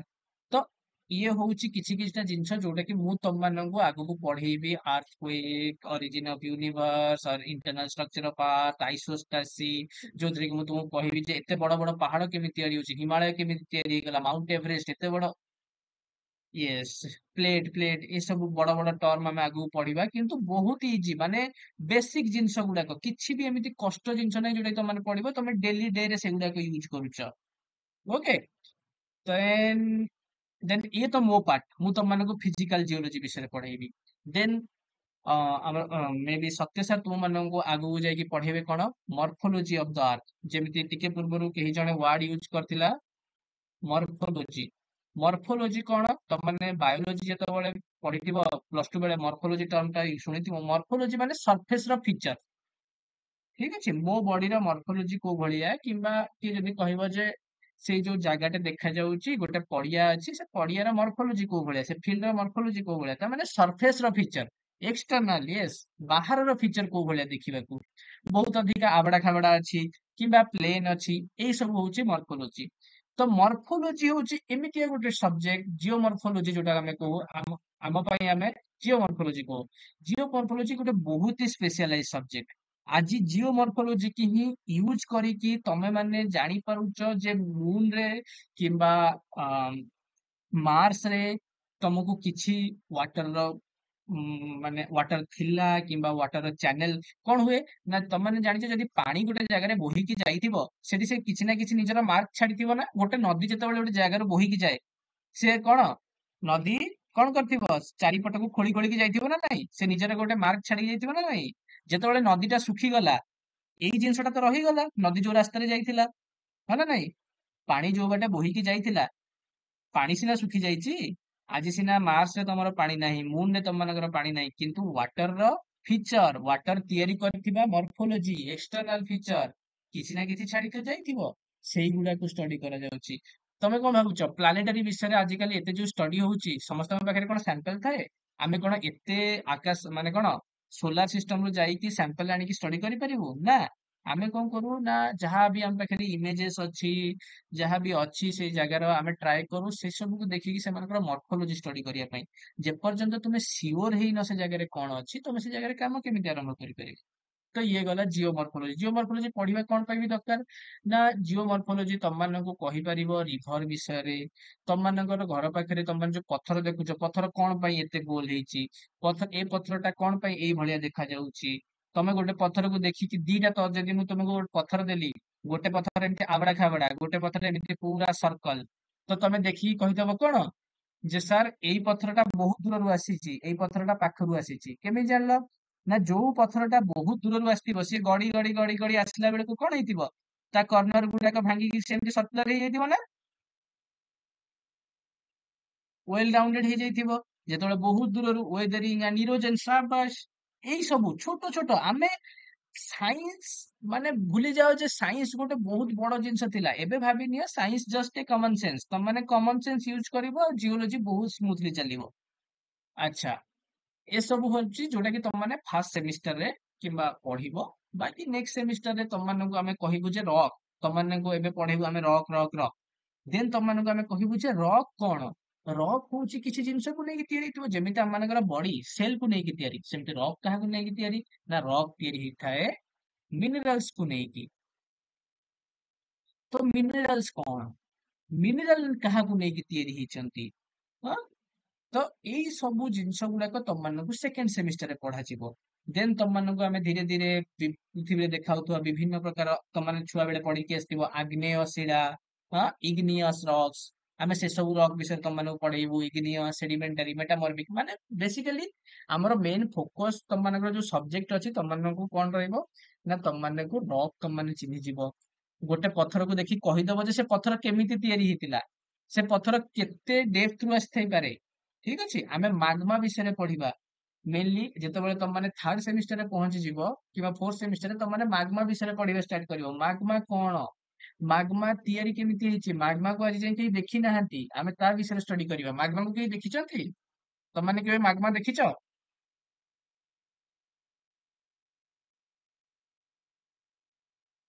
ଦୀପକ ବାବୁ ଶୁଭଶ୍ରୀ ଆ, ସୌମ୍ୟା ନା ୟେସ୍ ଆମେ ଲାଭା ଦେଖୁ ଆମେ ମାଗମା ଦେଖିନୁ ଆମ ପାଇଁ ମାଗମା ଆଜି ଯାଏ ଆମେ ମାଗମା ଦେଖିନୁ ଆମେ ଲାଭା ଦେଖୁ ସରଫେସ ଉପରକୁ ଲାଭା ଆସେ ଆମେ ମାଗମାକୁ ଷ୍ଟଡି କରିବା କେମିତି ଆମେ ମାଗମାକୁ ଷ୍ଟଡି ବି କରୁଛନ୍ତି କେମିତି ଷ୍ଟଡି କରୁଛନ୍ତି ଠିକ ଅଛି ୟେସ୍ ତ ଏଇ ସବୁ ଜିନିଷ ତମ ମାନେ ଆଗକୁ ଥାର୍ଡ ସେମିଷ୍ଟାର ଫୋର୍ଥ ସେମିଷ୍ଟାର ପଢିବାକୁ ପଢିବା ଷ୍ଟାର୍ଟ କରିବ ତମକୁ ତ ଫୋର୍ଥ ସେମିଷ୍ଟାରରେ ଆହୁରି ଇଣ୍ଟରେଷ୍ଟିଂ ଟପିକ ମିଳିବ ତମମାନେ ସବୁ ଜୁରାସିକ ପାର୍କ ଦେଖିଛ ଜୁରାସିକ ପାର୍କ ମୁଭି ମନେ ଅଛି ଜୁରାସିକ ପାର୍କ ଯୋଉଥିରେ କି ଡାଇନେସର ଥିଲା ବ୍ଲା ବ୍ଲା ବ୍ଲା କିନ୍ତୁ ଜୁରାସିକ ପାର୍କ ର ଫାଷ୍ଟ ଅରିଜିନ ଟା ଦେଖିଛ କେମିତି ଷ୍ଟାର୍ଟ ହେଇଥିଲା ଡାଇନେସର କୁ କେମିତି ସେମାନେ ତିଆରି କରିଥିଲେ ମାନେ ଡାଇନେସର ର ଡିଏନଏ କୋଉଠୁ ପାଇଥିଲେ ଦେଖିଛ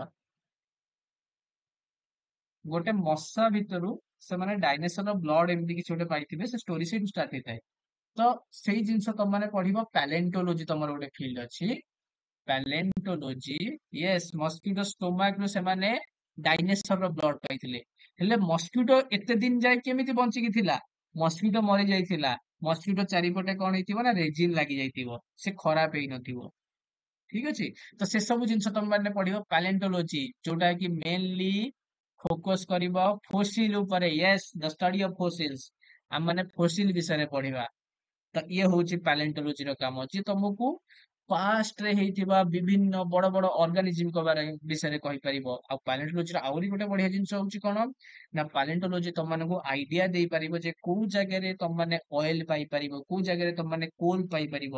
କାହିଁକି ନା ଆଜିର ଦୁନିଆ ଟାଇମରେ ତମମାନେ ଜାଣିଛ ଅଏଲ ର କେତେ ସର୍ଟେଜ ଅଛି। ହଁ, ଗୋଟେ ପେଟ୍ରୋଲ ର ପ୍ରାଇସ କେତେ ଅଧିକା ବଢୁଛି। ତ ଗୋଟେ ଟାଇମ ଆସିବ ଯେତେବେଳେ ଅଏଲ ସରିଯିବ। ତ ଅଏଲ ବିଷୟରେ କୋଉ ଜାଗାରେ ଅଏଲ ମିଳିପାରିବ, କଣ ହେଇପାରିବ, ଏସବୁ ମଧ୍ୟ ତମକୁ ପାଲେଣ୍ଟୋଲୋଜି ଆଇଡିଆ ଦେଇପାରିବ। ସୋ ଇଏ ଥିଲା ପାଲେଣ୍ଟୋଲୋଜି। ଦେନ୍ ତମେ ଆଗକୁ ଯେତେବେଳେ ଯିବ ତମମାନେ ଆକ୍ଚୁଆଲି ଜିଓଲୋଜିର କାମ ଜାଣିପାରିବ। ତମମାନେ କଣ ଷ୍ଟଡି କରିବ ନା ଇକୋନୋମିକ ଜିଓଲୋଜି, ହାଇଡ୍ରୋ ଜିଓଲୋଜି। ଆମମାନେ କିଛି ବି ଛାଡୁନା, ଆମମାନେ ପାଣି ବି ପଢିବା, ଆମମାନେ ଇକୋନୋମିକ ଜିଓଲୋଜି ବି ପଢିବା। ଇକୋନୋମିକ ମାନେ ନା ଯେକୌଣସି ଗୋଟେ ଜିନିଷ କାମ କରିବା ପାଇଁ ବାୟୋଲୋଜି ବାୟୋଲୋଜି ବାୟୋଲୋଜି ବହୁତ ପିଲା ବାୟୋଲୋଜି ପଢୁଛନ୍ତି, କିନ୍ତୁ ବାୟୋଲୋଜିରେ ବହୁତ ସାରା ରିସର୍ଚ୍ଚ ହଉଛି, କିନ୍ତୁ କଣ ପାଇଁ, କଣ ପାଇଁ ବାୟୋଲୋଜି ବାଲା ଏତେ ରିସର୍ଚ୍ଚ କରୁଛନ୍ତି? କାରଣ କଣ କରିବେ ସେମାନେ, ଯେତେ ଅଧିକା ରିସର୍ଚ୍ଚ କରିବେ, ଯେତେ ମେଡିକେସନ ବାହାର କରିବେ, ସେମାନେ କଣ କରିବେ, ସମାଜ ପାଇଁ କିଛି ଭଲ କରୁଛନ୍ତି। ସେମାନେ ମେଡିସିନ ବାହାର କଲେ ସିନା ଲୋକଙ୍କର ରୋଗ, ଏତେ ବଡ ବଡ ରୋଗ ଭଲ ହବ, କ୍ୟାନ୍ସର ଭଲ ହବ। ସେମିତି କେମିଷ୍ଟ, ୟେସ୍, କେମିଷ୍ଟ ମାନେ ଯେତେ ଅଧିକା ମାନେ କଣ ରିସର୍ଚ୍ଚ କରିପାରିବେ, ସେତେ ଡିଫିକଲ୍ଟ ଡିଫିକଲ୍ଟ କେମିକାଲ କମ୍ପୋନେଣ୍ଟ ସେମାନେ ବନେଇ ପାରିବେ, ଯୋଉଟା କି ଫ୍ୟୁଚରରେ କିଛି ନା କିଛି ଜିନିଷରେ ୟୁଜ ହବ। ଯେମିତି ଆଜିକାଲି ତମେ ଆଲୟ ଦେଖୁଛ।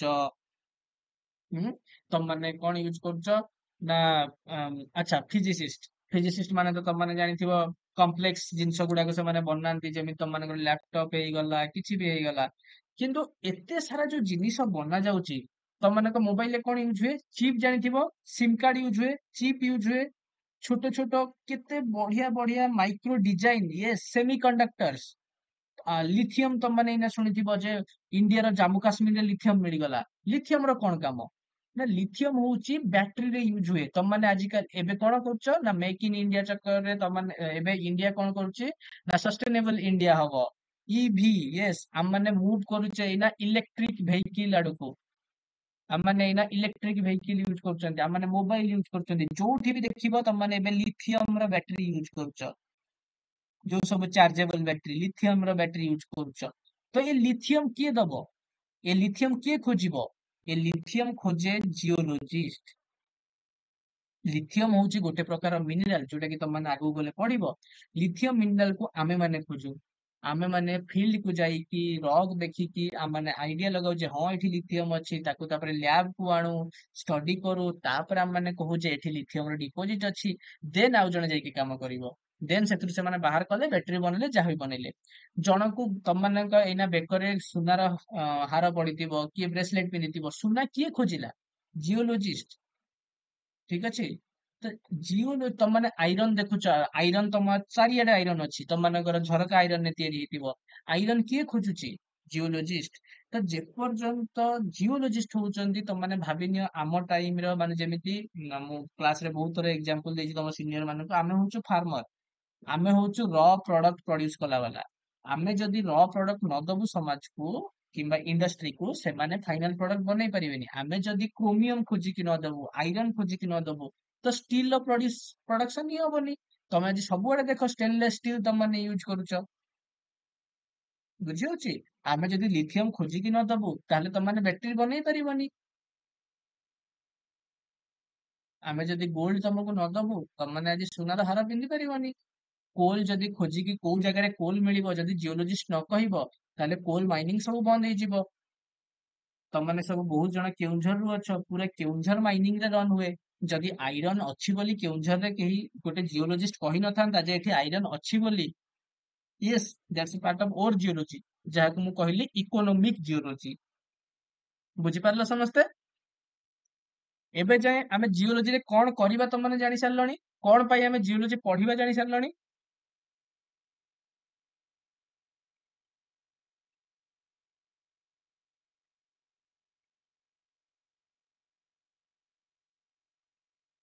ତମମାନେ ଆଗକୁ ଆଗକୁ କଣ ଜିଓଲୋଜିରେ ପଢିବ, ଆଉ ଜିଓଲୋଜି କଣ ପାଇଁ ପଢିବା, ଏବେ ଯାଏ ମୁଁ ତମକୁ ସେତିକି ଜିନିଷ ଡେସକ୍ରାଇବ କଲି।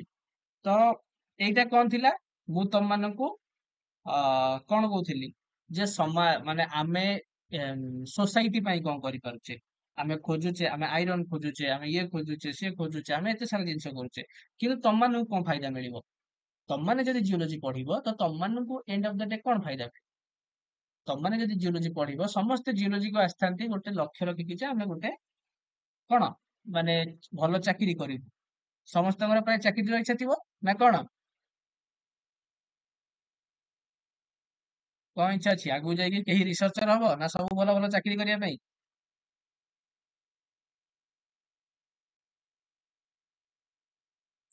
ଶୁଭଶ୍ରୀ, ସୌମ୍ୟା, ସତ୍ୟବାବୁ, ଜବ୍ ଓରିଏଣ୍ଟେଡ ସବୁ, ସମସ୍ତେ ଜବ୍ ଓରିଏଣ୍ଟେଡ ନା କେହି ଏମିତି ଅଛ ଯିଏ କି ସମାଜର ଭଲ ପାଇଁ କାମ କରିବ? ଆଚ୍ଛା, ଜବ୍ ଦରକାର ତ ତମେ କୋଉ ବି ଫିଲ୍ଡ କି ପଳାଅ, ଆଇଦର ତମମାନଙ୍କ ପାଖରେ ଗୋଟେ ଅପସନ କଣ ନା ବିଏସସି କରିଦେଲି ତାପରେ ଡ୍ରପ୍ ନେଇକି ବ୍ୟାଙ୍କିଙ୍ଗ କରିବି, ଇଏ କରିବି, ସିଏ କରିବି, ଏଇ ସବୁ କରିବି। ଆଉ ଗୋଟେ ଜିନିଷ କଣ ନା ତମେ କେତେ ପଇସା କମେଇବାକୁ ଚାହୁଁଛ, ଟିକେ ଟାଇମ ଇନଭେଷ୍ଟ କରିପାରିବ କି? ଟିକେ ଟାଇମ ଇନଭେଷ୍ଟ କର ଜିଓଲୋଜିରେ, ତମକୁ ବହୁତ ବଢିଆ ରିଟର୍ନ ଦବ ଜିଓଲୋଜି। ତ ଜିଓଲୋଜି ଏମିତିଆ ଫିଲ୍ଡ ଯୋଉଥିରେ କି ତମେ ଭାବ କୋଉ କମ୍ପାନୀ କୁ ଜିଓଲୋଜିଷ୍ଟ ଦରକାର ନାହିଁ।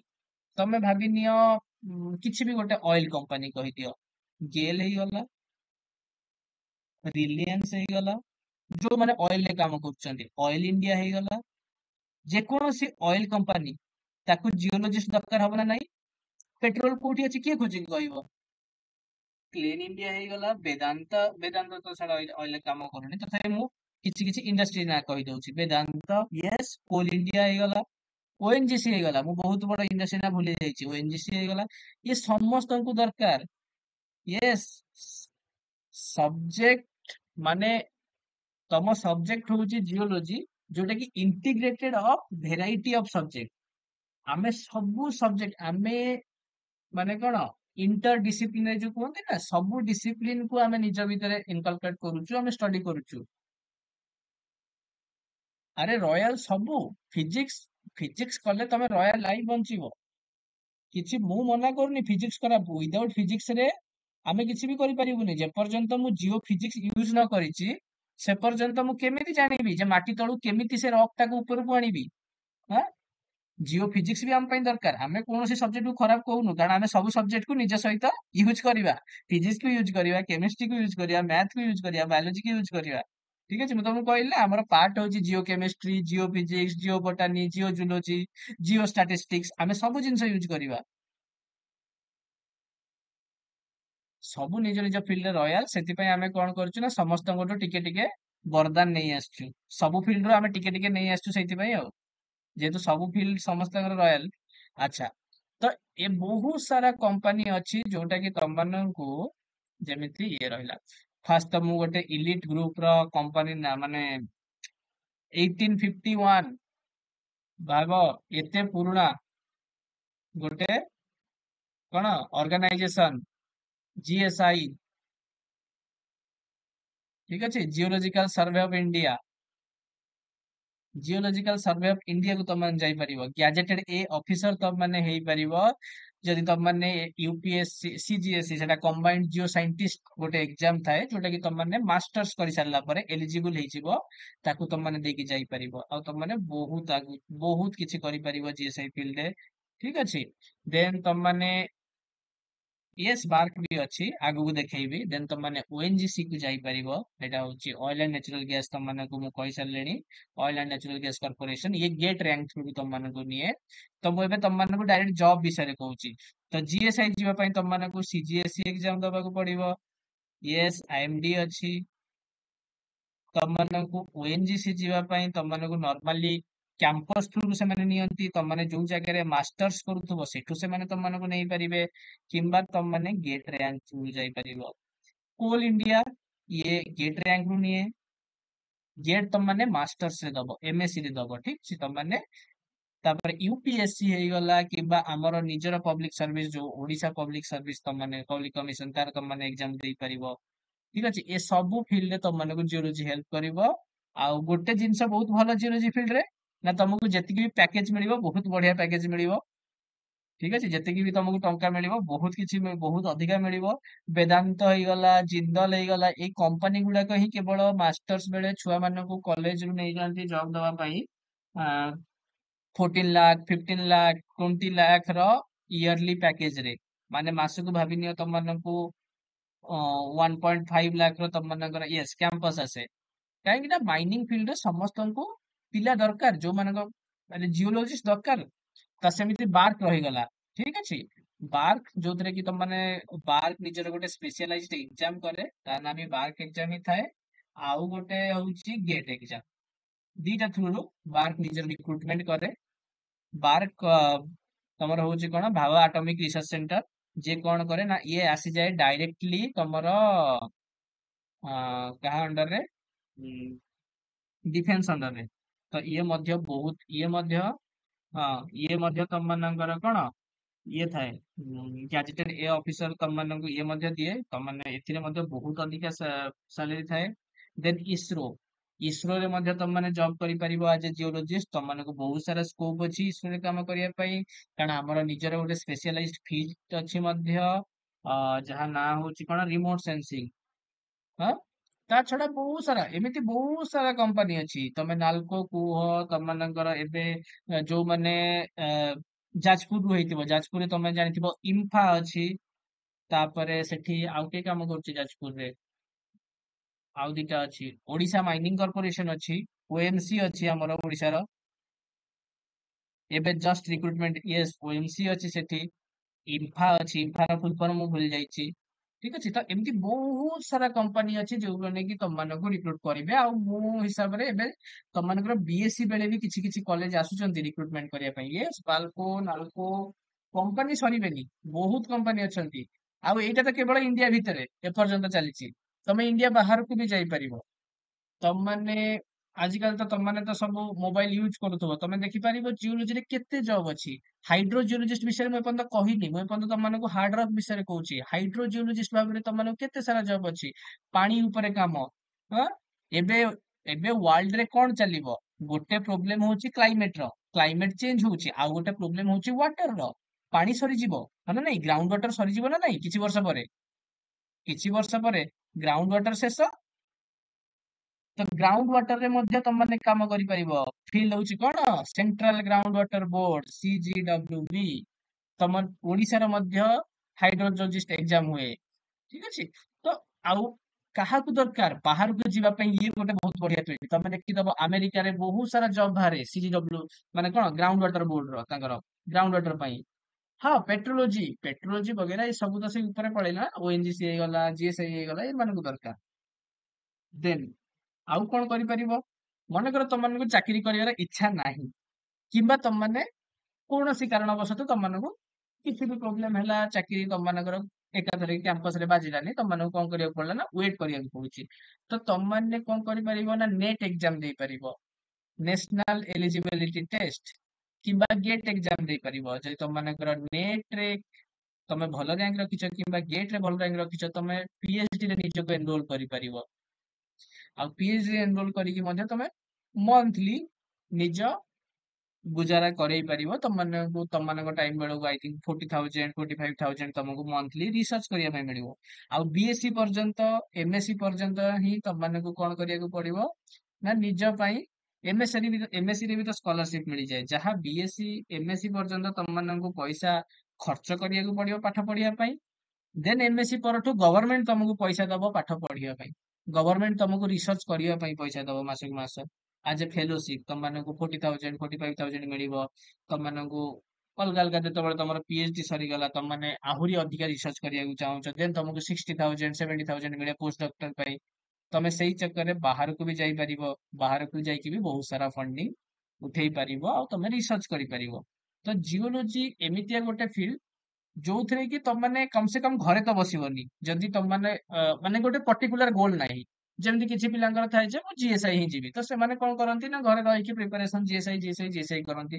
କିଛି ଛୁଆଙ୍କର ଥାଏ କି ମୋର ଗୋଟେ ପର୍ଟିକୁଲାର ମୋର ONGC ଯିବାର ଅଛି, ତ ସେମାନେ ONGC ପାଇଁ ଗେଟ୍ ଟ୍ରାଏ କରନ୍ତି, କେହି UPSC। ତ ତା ଛଡା ଯଦି ତମକୁ କଣ ଅଛି ନା ମୋର MSc ସରୁ ସରୁ ମତେ ସାଙ୍ଗେ ସାଙ୍ଗେ ଗୋଟେ ଛୋଟ ମୋଟ କିଛି ଜିନିଷରେ ପଶିଯିବାର ଅଛି, ତ ତମେ ଜିଓଲୋଜି ଫିଲ୍ଡ ରୁ ଇଜିଲି କୋଉଠି ବି ଗୋଟେ ପଶି ଯାଇପାରିବ। ଆଉ ବାକି UPSC ଆଉ OPSC କଥା ତ ମୁଁ କହିବିନି, ସେଟା ତୁମକୁ ଯେତେବେଳେ ସତ୍ୟ ସାର୍ ପଢେଇବେ କ୍ଲାସରେ, ସେ ତୁମକୁ ଆହୁରି ବହୁତ ବଢିଆ ସେ କହିପାରିବେ ଯେ ତମମାନଙ୍କୁ କେମିତି UPSC ରୁ ଆ ମାନେ ବହୁତ କିଛି ତମେ ଜିଓଲୋଜି ଫିଲ୍ଡ ରୁ ପାଇପାରିବ। ଜିଓଲୋଜି ପଢିକି ତମମାନଙ୍କୁ କେତେ ଇଜି ହବ ସେ ଜିନିଷକୁ କ୍ରାକ୍ କରିବା କି ଯାହାବି। ଠିକ ଅଛି। ତ ଇଏ ହଉଛି ତମମାନଙ୍କର କ୍ୟାରିୟର ଅପସନ ଯୋଉଟା କି ତମମାନେ ଆଗକୁ ଫଲୋ କରିପାର। ବାକି ଏମଏସସି ବିଏସସି ପରେ ତମେ କୋଉଠିକି ଯିବ? ବିଏସସି ପରେ ତମମାନେ ଯେକୌଣସି ଗୋଟେ ନ୍ୟାସନାଲ ଇନଷ୍ଟିଚ୍ୟୁଟ କୁ ଯାଇପାର। ମୁଁ କେବେ ବି କହିବିନି ଯେ ଆଇଆଇଟି ହଉଛି ସବୁଠୁ ବେଷ୍ଟ ଜିନିଷ ବୋଲି। ଆଇଆଇଟି ବମ୍ବେର ମୁଁ ଫଟୋ ଲଗେଇଛି। ଆଉ ଏଇଟା ବି ଗୋଟେ ସୁନ୍ଦର ଆଇଆଇଟି। ଏଇଟା କୋଉ ଜାଗାରେ ଅଛି? ଏଇଟା ବି ଗୋଟେ ସୁନ୍ଦର ଆଇଆଇଟି ହରିଆଲି ଭିତରେ ଅଛି। ଏ ଆଇଆଇଟି ଟା କୋଉଠି ଅଛି? Yes, IIT Bhubaneswar. ତମରି ମାନଙ୍କ ଓଡିଶାରେ ହିଁ ଅଛି ଆଇଆଇଟି ଭୁବନେଶ୍ୱର। ବହୁତ ସୁନ୍ଦର କ୍ୟାମ୍ପସ। ଆଇଆଇଟି ବମ୍ବେ ଅଛି। ଇଏ ମାନେ ତମାନେ ଯୋଉ ମୁଭିରେ ଦେଖୁଥିବା ପ୍ରାୟ ଦେଖୁଥିବ କରଣ ଜୋହର ନର୍ମାଲି କଣ ଷ୍ଟୁଡେଣ୍ଟ ଅଫ ଦ ଇୟର, ସିଏ ଯୋଉ ଭଳିଆ ମୁଭିରେ ଦେଖାଏ ଯୋଉ ଭଳିଆ କଲେଜ, ତମମାନେ ରିଏଲ ଲାଇଫ ରେ ଏକ୍ସପିରିଏନ୍ସ କରିପାରିବ ଯେତେବେଳେ ଏଇଭଳିଆ ବଡ ବଡ କଲେଜ କୁ ଯିବ। ଏଠି ବହୁତ ବଡ ବଡ ଫ୍ୟାକଲ୍ଟି ତମକୁ ମିଳିବେ। ଠିକ ଅଛି। ଆ ଏଇଟା ତମ ମାନଙ୍କର ବି ଓଡିଶାରେ ହିଁ ଅଛି, କୋଉଠି ବାହାରେ ନାହିଁ। ତ ଆଇଆଇଟି ଗୋଟେ ଅପରଚୁନିଟି ଯୋଉଟା କି ତମମାନେ ଜାମ୍ ଦେଇକି ଯାଇପାରିବ। ଦେନ୍ ତମମାନେ ଆଇଆଇଟି ଛାଡିକି ତମମାନେ ଯଦି ଏନଆଇଟି ରାଉରକେଲା ଯିବାକୁ ଚାହଁ, ଏନଆଇଟି ରାଉରକେଲା ଅପସନ ଅଛି ତମମାନଙ୍କ ପାଖରେ। ଆଇଆଇଟି ଛଡା ଏନଆଇଟି ତମେ ଯାଇପାରିବ ବିଏସସି କରି ସାରିଲା ପରେ। ସେ ସବୁର ମାନେ କଣ ସିଲେକ୍ସନ ତମର ଜାମ୍ ର୍ୟାଙ୍କ ରୁ ହବ। ଦେନ୍ ତମମାନେ ଯାଇପାରିବ ଆଉ କୋଉଠିକି ନା, ଜାମ୍ ର୍ୟାଙ୍କ ରୁ ତମେ ନାଇଜର ଯାଇପାରିବ। ଏଇଟା ମଧ୍ୟ ତମ ଭୁବନେଶ୍ୱରରେ ଅଛି। ପୁରା ଇଣ୍ଡିଆରେ ଗୋଟିଏ ବୋଲି ନାଇଜର ଅଛି ଯୋଉଟା କି ଭୁବନେଶ୍ୱରରେ ଅଛି। ଦେନ୍ ତମମାନେ ଆଇଜର୍ସ କୁ ବି ଯାଇପାରିବ ନିଜ ଜାମ୍ ର୍ୟାଙ୍କ ରୁ। ଠିକ ଅଛି। ଆଇଜର୍ସ ଗୁଡାକ ବି ତମେ ଯାଇପାରିବ। ଆଇଜର କୋଲକାତା ବହୁତ ଫେମସ। ଠିକ ଅଛି। ତ ଏ ସବୁ ଏ ହଉଛି ଆଇଜର କୋଲକାତା ତମେ ଯାଇପାରିବ। ଏଇ ଚିତ୍ରଟା ମେ ବି ଏଇଟା ହଉଛି ଆଇଜର ପୁନେର ପିକ୍ ଟା। ତ ଆଇଜର କୋଲକାତା, ପୁନେ, ନାଇଜର ବହୁତ ସାରା କଲେଜ। ଏବେ ତ ଇଣ୍ଡିଆନ ଇନଷ୍ଟିଚ୍ୟୁଟ ଅଫ ପେଟ୍ରୋଲିୟମ ଆସିଗଲାଣି, ଆଇଆଇପିଇ ଆସିଗଲାଣି, ଯିଏ କି ତମର ଜାମ୍ ର୍ୟାଙ୍କ ତମମାନଙ୍କୁ ନେଇପାରିବ। ତ ବିଏସସି ସରିଲା ପରେ ତମମାନଙ୍କୁ କଣ କରିବାର ଅଛି ନା, କିଛି କିଛି ଏକ୍ଜାମ ଦବାର ଅଛି, ଯେମିତି ଜାମ୍ ହେଇଗଲା, ସିୟୁଟି ହେଇଗଲା, ସିପିଟି ହେଇଗଲା। ଆଉ ଏସବୁ ଏକ୍ଜାମ ଦେଇକି ତମମାନଙ୍କୁ କଣ କରିବାର ଅଛି ନା, ତମମାନଙ୍କୁ ଯିବାର ଅଛି କିଛିଟା କଲେଜ କୁ, ଯୋଉଠିକି ଯାଇକି ତମମାନେ ମାଷ୍ଟର୍ସ କରିପାରିବ। ହଁ ହଁ, ମୁଁ କହିବି କେଜିପି ହେଇଗଲା, ଆଇଆଇଟି କାନପୁର ହେଇଗଲା ତମମାନଙ୍କର। ଆଉ କିଏ ଅଛି? ଆଇଆଇଟି ରୁड़की ହେଇଗଲା। ବହୁତ ଭଲ ଭଲ ଆଇଆଇଟି ଅଛି। କେବଳ ଆଇଆଇଟି ନାହିଁ, ସେଣ୍ଟ୍ରାଲ ୟୁନିଭର୍ସିଟିରେ ତମମାନେ ବନାରସ ହିନ୍ଦୁ ୟୁନିଭର୍ସିଟି ବିଏଚୟୁ ବିଷୟରେ ନାଁ ଶୁଣିଥିବ। ତମମାନେ ପଣ୍ଡିଚେରୀ ୟୁନିଭର୍ସିଟି ବିଷୟରେ ନାଁ ଶୁଣିଥିବ। ତମମାନେ ସେଣ୍ଟ୍ରାଲ ୟୁନିଭର୍ସିଟି ଅଫ କେରଳା ବିଷୟରେ ଶୁଣିଥିବ। ବହୁତ ବଢିଆ ବଢିଆ କଲେଜ ଅଛି। ଓକେ। ତ କଲେଜ ସେଣ୍ଟ୍ରାଲ ମାନେ ନ୍ୟାସନାଲ ଇନଷ୍ଟିଚ୍ୟୁଟ କିଛି ବି ହେଇଥିବ, ସେ ସବୁ ଗୁଡାକ ବହୁତ ବଢିଆ। ନିଜ ଓଡିଶାରେ ତମେ ଭାବ, ତମ ପାଖରେ ଉତ୍କଳ ୟୁନିଭର୍ସିଟି ଅଛି, ତମ ପାଖରେ ରେଭେନ୍ସା ୟୁନିଭର୍ସିଟି ଅଛି, ତମ ପାଖରେ ଡିଡି ୟୁନିଭର୍ସିଟି ଅଛି। ତ ବହୁତ ଭଲ ଭଲ କଲେଜେସ୍ ଅଛି ଯୋଉଠିକି ତମମାନେ ଖଲିକୋଟ ୟୁନିଭର୍ସିଟି ଅଛି ଯୋଉଠିକି ତମମାନେ ଫ୍ୟୁଚରରେ ଆଗକୁ ଯାଇକି ଏମଏସସି ମାଷ୍ଟର୍ସ କରିପାରିବ। ଓକେ। ତ ମାଷ୍ଟର୍ସ କରିବାର କିମ୍ବା ଡିୟୁ, ଏସ୍ ଦିଲ୍ଲୀ ୟୁନିଭର୍ସିଟି, ମୁଁ ଭୁଲି ଯାଇଥିଲି, ଦିଲ୍ଲୀ ୟୁନିଭର୍ସିଟିର ହଂସରାଜ ହେଇଗଲା। ତ ମାନେ ମୋ କହିବା କଥା ଏତିକି ଯେ ତୁମେ କୋଉ ବି ୟୁନିଭର୍ସିଟି କି ଯାଅ, କୋଉ ବି କଲେଜ କୁ ଯାଅ, କୋଉ ବି ୟୁନିଭର୍ସିଟି କି ଯାଅ, କୋଉ ବି କଲେଜ କୁ ଯାଅ, ତମେ ଆଇଆଇଟି ବମ୍ବେ କୁ ଯାଅ କିମ୍ବା ଉତ୍କଳ ୟୁନିଭର୍ସିଟି କି ଯାଅ, ଏଣ୍ଡ ଅଫ ଦ ଡେ ତମେ ସମସ୍ତେ ଆସିକି କୋଉଠି ଦେଖାହବ? ତମେ ସମସ୍ତେ ଆସିକି ଏଇ ସବୁ ଏକ୍ସାମ ରେ ଦେଖାହବ। GSI, ONGC, coal India, BARC, UPSC, OPSC, ତମମାନେ ସମସ୍ତେ ସେଇଠି ଦେଖାହବ। ଯିଏ ଯୋଉ ରାସ୍ତାରେ ବି ଯାଅ, ଯଦି ତମେ ଜିଓଲୋଜି ଫିଲ୍ଡ ରେ ଅଛ, ତମମାନଙ୍କୁ ଏଣ୍ଡ ଅଫ ଦ ଡେ ଏଇଠିକି ଆସିବାର ଅଛି। ତ ଏଇଠି ତୁମେ କୋଉ ଭଳିଆ ପରଫମାନ୍ସ କରିବ, ସେଇଟା ଡିପେଣ୍ଡ କରେ ତୁମର ନଲେଜ ଉପରେ। ସେଇଟା ଡିପେଣ୍ଡ କରେ ଯେ ତମର ବେସ୍ ଏବେ କେତେ ଷ୍ଟ୍ରଙ୍ଗ ଅଛି। ସେଇଥିପାଇଁ ଅଥର୍ବ କଣ କରେ ନା, 3 ବର୍ଷର କୋର୍ସ ଆମେ ରନ୍ କରୁ। ଯେ ଆମେ ଟ୍ରାଏ କରୁ ଯେ 3 ବର୍ଷ ବେସିକ ରୁ ତମମାନଙ୍କୁ କେମିତି ସବୁ କନସେପ୍ଟ ତମମାନଙ୍କର କ୍ଲିୟର ଥିବ। କାରଣ ଆଗକୁ ତମେ ଯେତେବେଳେ ଯିବ, ତମମାନେ ଫ୍ୟୁଚରରେ ଦେଖିବ ଯେ ତମେ ଯୋଉ ବି କୋଚିଂ ହେଇଯାଉ, କିଛି ବି ଏକ୍ସାମ ପାଇଁ ତମେ ପ୍ରିପେୟାର କରିବ, ନର୍ମାଲି ତୁମକୁ 1 ଇୟର ର କଣ ଦିଆଯାଏ? 1 ଇୟର ର କୋଚିଂ ଦିଆଯାଏ ନର୍ମାଲି। ଠିକ ଅଛି। କିନ୍ତୁ ଅଥର୍ବ ଗୋଟେ ଜାଗା ଯୋଉଠିକି ତମମାନଙ୍କୁ ଫାର୍ଷ୍ଟ ଇୟର ରୁ ହିଁ 3 ଇୟର୍ସ ର ଟ୍ରେନିଂ ଦିଆଯାଏ। ଏଥିପାଇଁ ଯେ ତମେ କମ ସେ କମ ଏତିକି କନଫିଡେଣ୍ଟ ହେଇଯିବ, ତମକୁ ଏଇଆ ନ ଲାଗୁ ଯେ ମୁଁ ଜିଓଲୋଜି ପଢିକି ଜିଓଲୋଜି ଚୁଜ କରିକି ମୁଁ ବର୍ବାଦ ହେଇଗଲି। ହଁ, ଜିଓଲୋଜି ଚୁଜ କରିକି ମୋର କିଛି ଫାଇଦା ହେଲାନି, ମତେ ବ୍ୟାଙ୍କିଙ୍ଗ କୁ ପଶିଯିବାର ଅଛି, ମତେ ଏସଏସସି କରିବାର ଅଛି, ମତେ ରେଲୱେ କରିବାର ଅଛି। ନା, जियोलॉजी रे बहुत स्कोप अछि। तमे जदि 3 वर्ष मु कहूँ सिनसीयरिटी बेसी दरकार नहीं, टिके जदि तमे सिनसीयर हो ना मजा मस्ती कर सांग कर साथी कर एंजॉय कर जस्ट टिके सिनसीयरिटी देखैबो मु कहले आम जियोलॉजी काम करे कॉमन साइंस उपरे तम माने जस्ट टिके कौन अछि पानी बोहिकी गला से गोटे चिन्ह देखै दबो पत्थर गड़ी गड़ी दूर आसला सेति राउंडेड हो जाइछि। ଆମେ ବହୁତ ସାରା କମନ ସେନ୍ସ ୟୁଜ କରିକି ହିଁ ପାଠ ପଢୁ। ଆମ ପାଠରେ ଏମିତି କିଛି ଟେକ୍ନିକାଲିଟି ନାହିଁ, ଏମିତି କିଛି କଷ୍ଟ ଜିନିଷ ନାହିଁ ଯେ ତମ ମାନଙ୍କୁ ଲାଗିବ ଓ ବହୁତ କଷ୍ଟ ମତେ ଏତେ ମୋ ମୁଣ୍ଡକୁ ପଶୁନି, ସେମିତି କିଛି ବି ନାହିଁ। ତମ ମାନଙ୍କୁ ଏଠି ଗ୍ରାଉଣ୍ଡ ଲେଭେଲରୁ ପଢା ହବ, ପୁରା ଜିରୋ ରୁ ଆରମ୍ଭ କରାଯିବ ଯେପର୍ଯ୍ୟନ୍ତ ତମ ମାନେ ନିଜେ ଆବେଲ ନ ହେଇଯାଇଛ ଯେ ମୁଁ କିଛି କରିପାରିବି। ମୁଁ ଜିଓଲୋଜିକୁ ତମେ ନିଜେ 3 ବର୍ଷ ପରେ ଏସି ହଉଛି ଏସି ବିଷୟରେ ମତେ ଏଇନା ପଚାରିଲି, ମତେ କମ୍ପ୍ଲିଟ କରିବାକୁ କୁହ ତାପରେ ମୁଁ କହୁଛି, ଠିକ ଅଛି? ଓକେ, କୋଉଠି ମୁଁ ଥିଲି? ଜିଓଲୋଜି କଣ ପାଇଁ ପଢିବ କିମ୍ବା କଣ ହଉଥିଲା?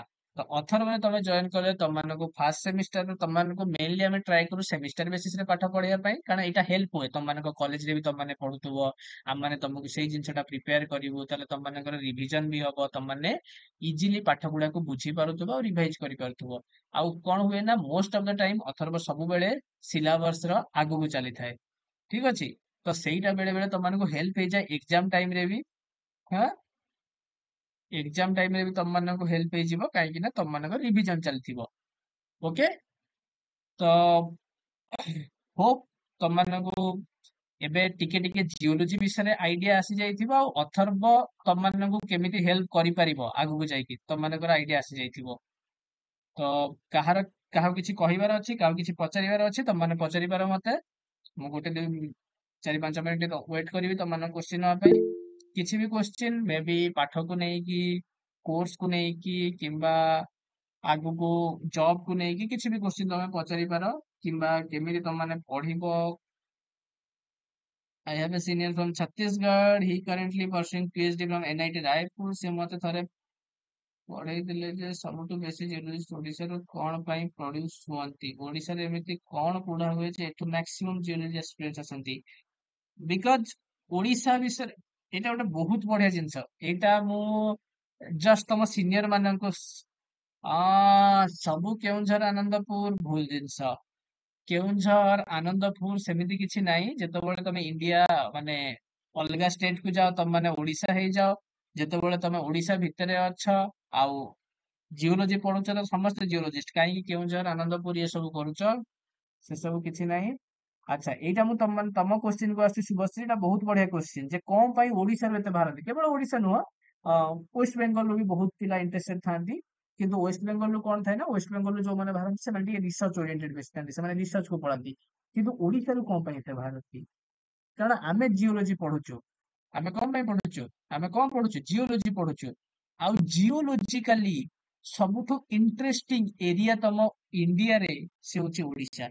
ତମେ ଜାଣିଛ ତମରି ଘର ତମମାନଙ୍କର ଯଦି କାହାର ଆଇଡିଆ ଥିବ, ଚମ୍ପୁଆ ବୋଲି ଗୋଟେ ଜାଗା ଅଛି ତମମାନଙ୍କ ଏରିଆରେ। ଚମ୍ପୁଆ କେଉଁଝରରେ ଅଛି।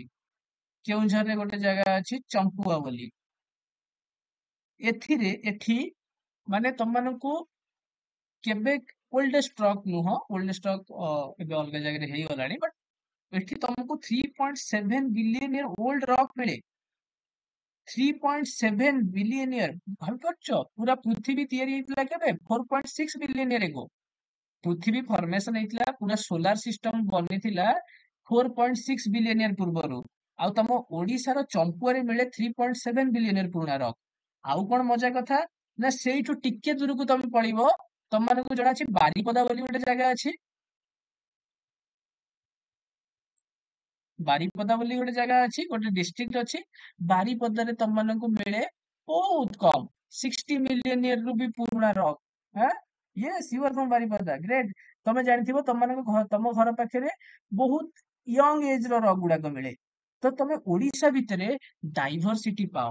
ତମେ ଓଡିଶା ଭିତରେ ଆଇରନ ର ଡିପୋଜିଟ ପାଉଛ, କ୍ରୋମିୟମ ର ଡିପୋଜିଟ ପାଉଛ, ତମମାନଙ୍କ ପାଖରେ ମାଙ୍ଗାନିଜ ଅଛି, ତମ ପାଖରେ କଣ ଅଛି ମାଇକା ଅଛି, ତମ ପାଖରେ ଗ୍ରାଫାଇଟ ଅଛି, ତମ ପାଖରେ ବକ୍ସାଇଟ ଅଛି। ମାନେ ଓଡିଶା ଗୋଟେ ହବ ଜିଓଲୋଜିର।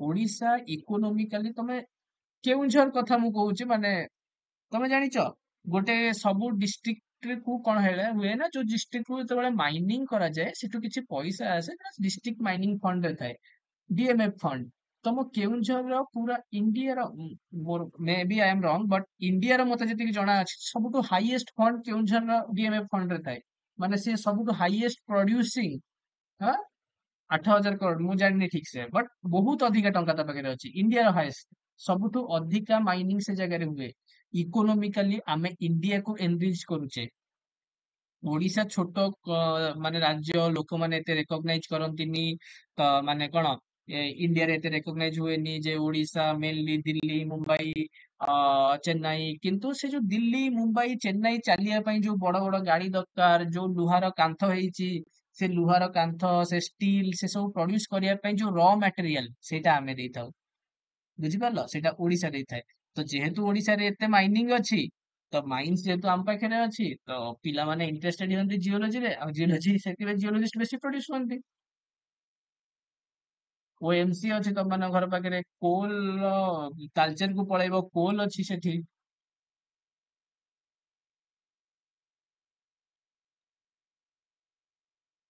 ଆଉ କଣ କହୁଛ କୁହ ଆଉ କାହାର କିଛି ବି ଡାଉଟ ଅଛି ଏବେ ପର୍ଯ୍ୟନ୍ତ କାହାର ଡାଉଟ ଅଛି କି ଜିଓଲୋଜି ଲାଇନରେ ପଶି ଯାଇକି ଭୁଲ କରିଦେଲି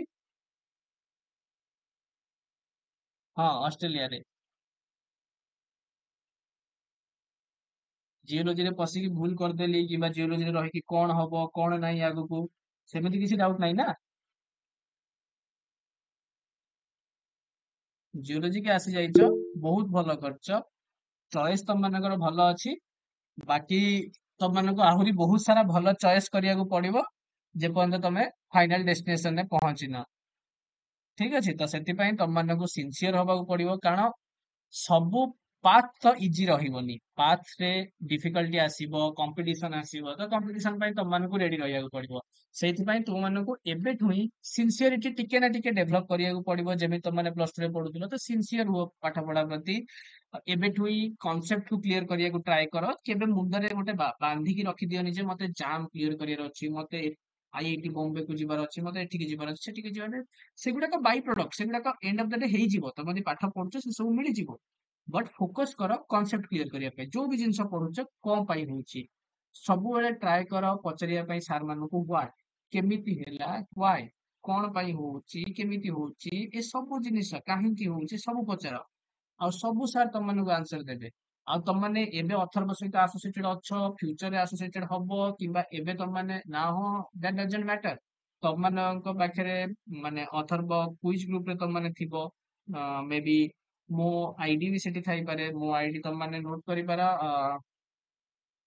ମତେ ତମମାନେ ଓକେ ମୁଁ ଏଠି ଲେଖି ଦଉଛି ତମମାନେ ମତେ କଣ୍ଟାକ୍ଟ କରିପାରିବ ଯେତେବେଳେ ବି ଇଚ୍ଛା ତମମାନଙ୍କର କୌଣସି ବି କୋଶ୍ଚିନ୍ କୁ ନେଇକି କୌଣସି ବି ଡାଉଟ୍ କୁ ନେଇକି ତମମାନେ ସବୁ ସାରଙ୍କ ପାଖକୁ ଯାଇପାରିବ କିଛି ବି କୋଶ୍ଚିନ୍ ପଚାରିବା ପାଇଁ ସବୁ ସାର୍ ସବୁବେଳେ ଆଭେଲେବେଲ ରହିବେ ତମମାନଙ୍କୁ ପଢେଇବା ପାଇଁ ମେ ବି କଣ ହୁଅନ୍ତି ନା ସମସ୍ତେ ବ୍ୟସ୍ତ ଥାନ୍ତି ତ ସାଙ୍ଗେ ସାଙ୍ଗେ ତମମାନଙ୍କୁ ଆନ୍ସର ନ ମିଳିପାରେ ଗୋଟେ ଦିନ ପରେ ମିଳିପାରେ ଦି ଦିନ ପରେ ମିଳିପାରେ କୋଉ ସାର୍ ଭୁଲି ଯାଇପାରନ୍ତି ତମେ ତାଙ୍କୁ ଆଉ ଥରେ ମନେ ପକେଇଦିଅ ସମସ୍ତେ ଆନ୍ସର ଦେବେ ଆଉ ଅଥର୍ବର ମେନ୍ ଫୋକସ ମୁଁ ଯେମିତି ତମମାନଙ୍କୁ ବାରମ୍ବାର ଏଇ କ୍ଲାସ ଭିତରେ ହିଁ 3-4 ଥର କହିସାରିଲିଣି ଯେ ରେଜଲ୍ଟ ବାହାର କରିବା କଦାପି ନୁହଁ ଏ ଭାବିବନି ଯେ ଅଥର୍ବ ଆସିଗଲି ମୋର ସବୁ ହେଇଗଲା ଲାଇଫ ସେଟ ନା ଅଥର୍ବ ସହିତ ତମେ ଆସୋସିଏଟେଡ ଅଛ ତମକୁ ଏତିକି ପାଠ ପଢାଯିବ ଏତିକି ନଲେଜ ଦିଆଯିବ ଯେ ତମେ ମାନେ ଏବଲ ହବ ତମମାନେ ସେଲ୍ଫ କନଫିଡେଣ୍ଟ ହେଇଯିବ ଯେ ମୁଁ ଆଗକୁ ଯାଇକି ଜିଓଲୋଜି ଫିଲ୍ଡରେ କିଛି ନା କିଛି କରିନେବି ମୁଁ କିଛି ନା କିଛି ଏକ୍ସାମ କ୍ରାକ୍ କରିନେବି ଆଇ ଏମ୍ ଗୁଡ ଏନଫ୍ ତମମାନଙ୍କୁ ସେତିକି କନଫିଡେନ୍ସ ମିଳିଯିବ ଯେ ମୁଁ ସେତିକି ଭଲ ଅଛି ମୁଁ ସେତିକି ନଲେଜ ଅଛି ମୁଁ କିଛି ନା କିଛି କରିନେବି ମୋର କନସେପ୍ଟ ସେତିକି କ୍ଲିୟର ଥିବ ଆଉ ମୁଁ ଗ୍ୟାରେଣ୍ଟି ଦଉଛି ତମେ ଯେତେବେଳେ ଏଇଠୁ ଯିବ ବାହାରକୁ କୌଣସି ବି ଗୋଟେ ବଡ କଲେଜ କୁ ଆଇଆଇଟି ଏନ୍ଆଇଟି ଜାଇଜର୍ସ ନାଇଜର୍ସ ତମମାନେ ସେ ଜିନିଷ ଫିଲ୍ କରିବ ଯେ ମୋ କନସେପ୍ଟ ମାନେ ମୋର ମାର୍କ ମେ ବି 10 ମାର୍କ କମ ଥାଇପାରେ କିନ୍ତୁ ମୁଁ ଯେତିକି କନସେପ୍ଟ ଜାଣିଛି ମୋର ଯୋଉ ନଲେଜ ଅଛି ସେ ନଲେଜ ଅନ୍ୟମାନଙ୍କଠୁ ଟିକେ ବେଟର ଥିବ ଓକେ ସୋ ଆଉ କାହାର କିଛି କ୍ୱେଶ୍ଚିନ୍ ଅଛି ସ୍ଥିତି ସୌମ୍ୟା ସୂର୍ୟାସ ମୁଁ ତମ ନାଁ ପ୍ରନାଉନ୍ସ କରିପାରୁନି ଏଇଟା କଣ ସୂର୍ୟାସ୍ନାତା ଆଚ୍ଛା ମୁଁ ସୂର୍ୟାରେ ହିଁ ରହିଯାଉଛି ଆଉ କିଏ ଅଛ ଆଉ କିଏ ନୂଆ ଅଛ ଯାହା ସହିତ ମୁଁ ଇଣ୍ଟ୍ରୋଡ୍ୟୁସ ହେଇନି ଏପର୍ଯ୍ୟନ୍ତ ମାନେ କେହି ବି ଫାର୍ଷ୍ଟ ଇୟର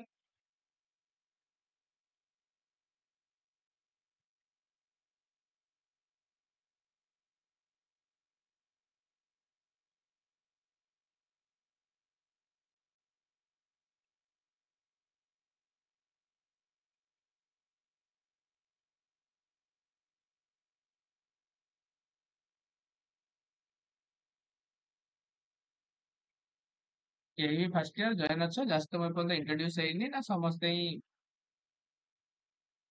ପ୍ରିୟା ହର୍ଷଚନ୍ଦନ ସହିତ କଥା ହେଇଗଲି ନନ୍ଦିତା VS ଆଉ କିଏ ରହିଲେ ସ୍ଥିତି ଶୁଭ ସୁନ୍ଦର ତୁମେ 2027 ମାନେ ଏବେ ଜଏନ୍ କରିଛ BSc ଫାର୍ଷ୍ଟ ଇୟର।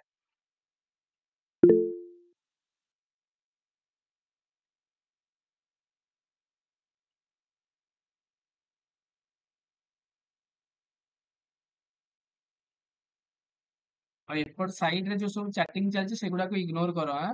ଏଗୁଡାକ ତମ ସିନିୟର ଗୁଡାକ ଏମାନଙ୍କୁ ଇଗ୍ନୋର କର।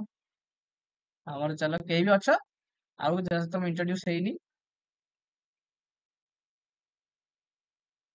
ଶୁଭ ସୁନ୍ଦର ଆଚ୍ଛା ଶୁଭ ସୁନ୍ଦର ତ ଫାର୍ଷ୍ଟ ଇୟର ହିଁ ହଁ ଠିକ ଅଛି।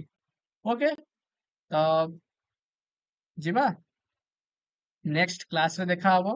ଯଦି ତମମାନେ କ୍ଲାସ ରେ ଥିବ ତ ରାଗିଂ ଫ୍ୟାଗିଂ କିଛି ହବନି ଟେନସନ ନିଅନି। ତମମାନେ ଯଦି କ୍ଲାସ ରେ ଥିବ ଦେନ୍ କ୍ଲାସ ରେ ମୋର ନେକ୍ସଟ ଦେଖା ହବ।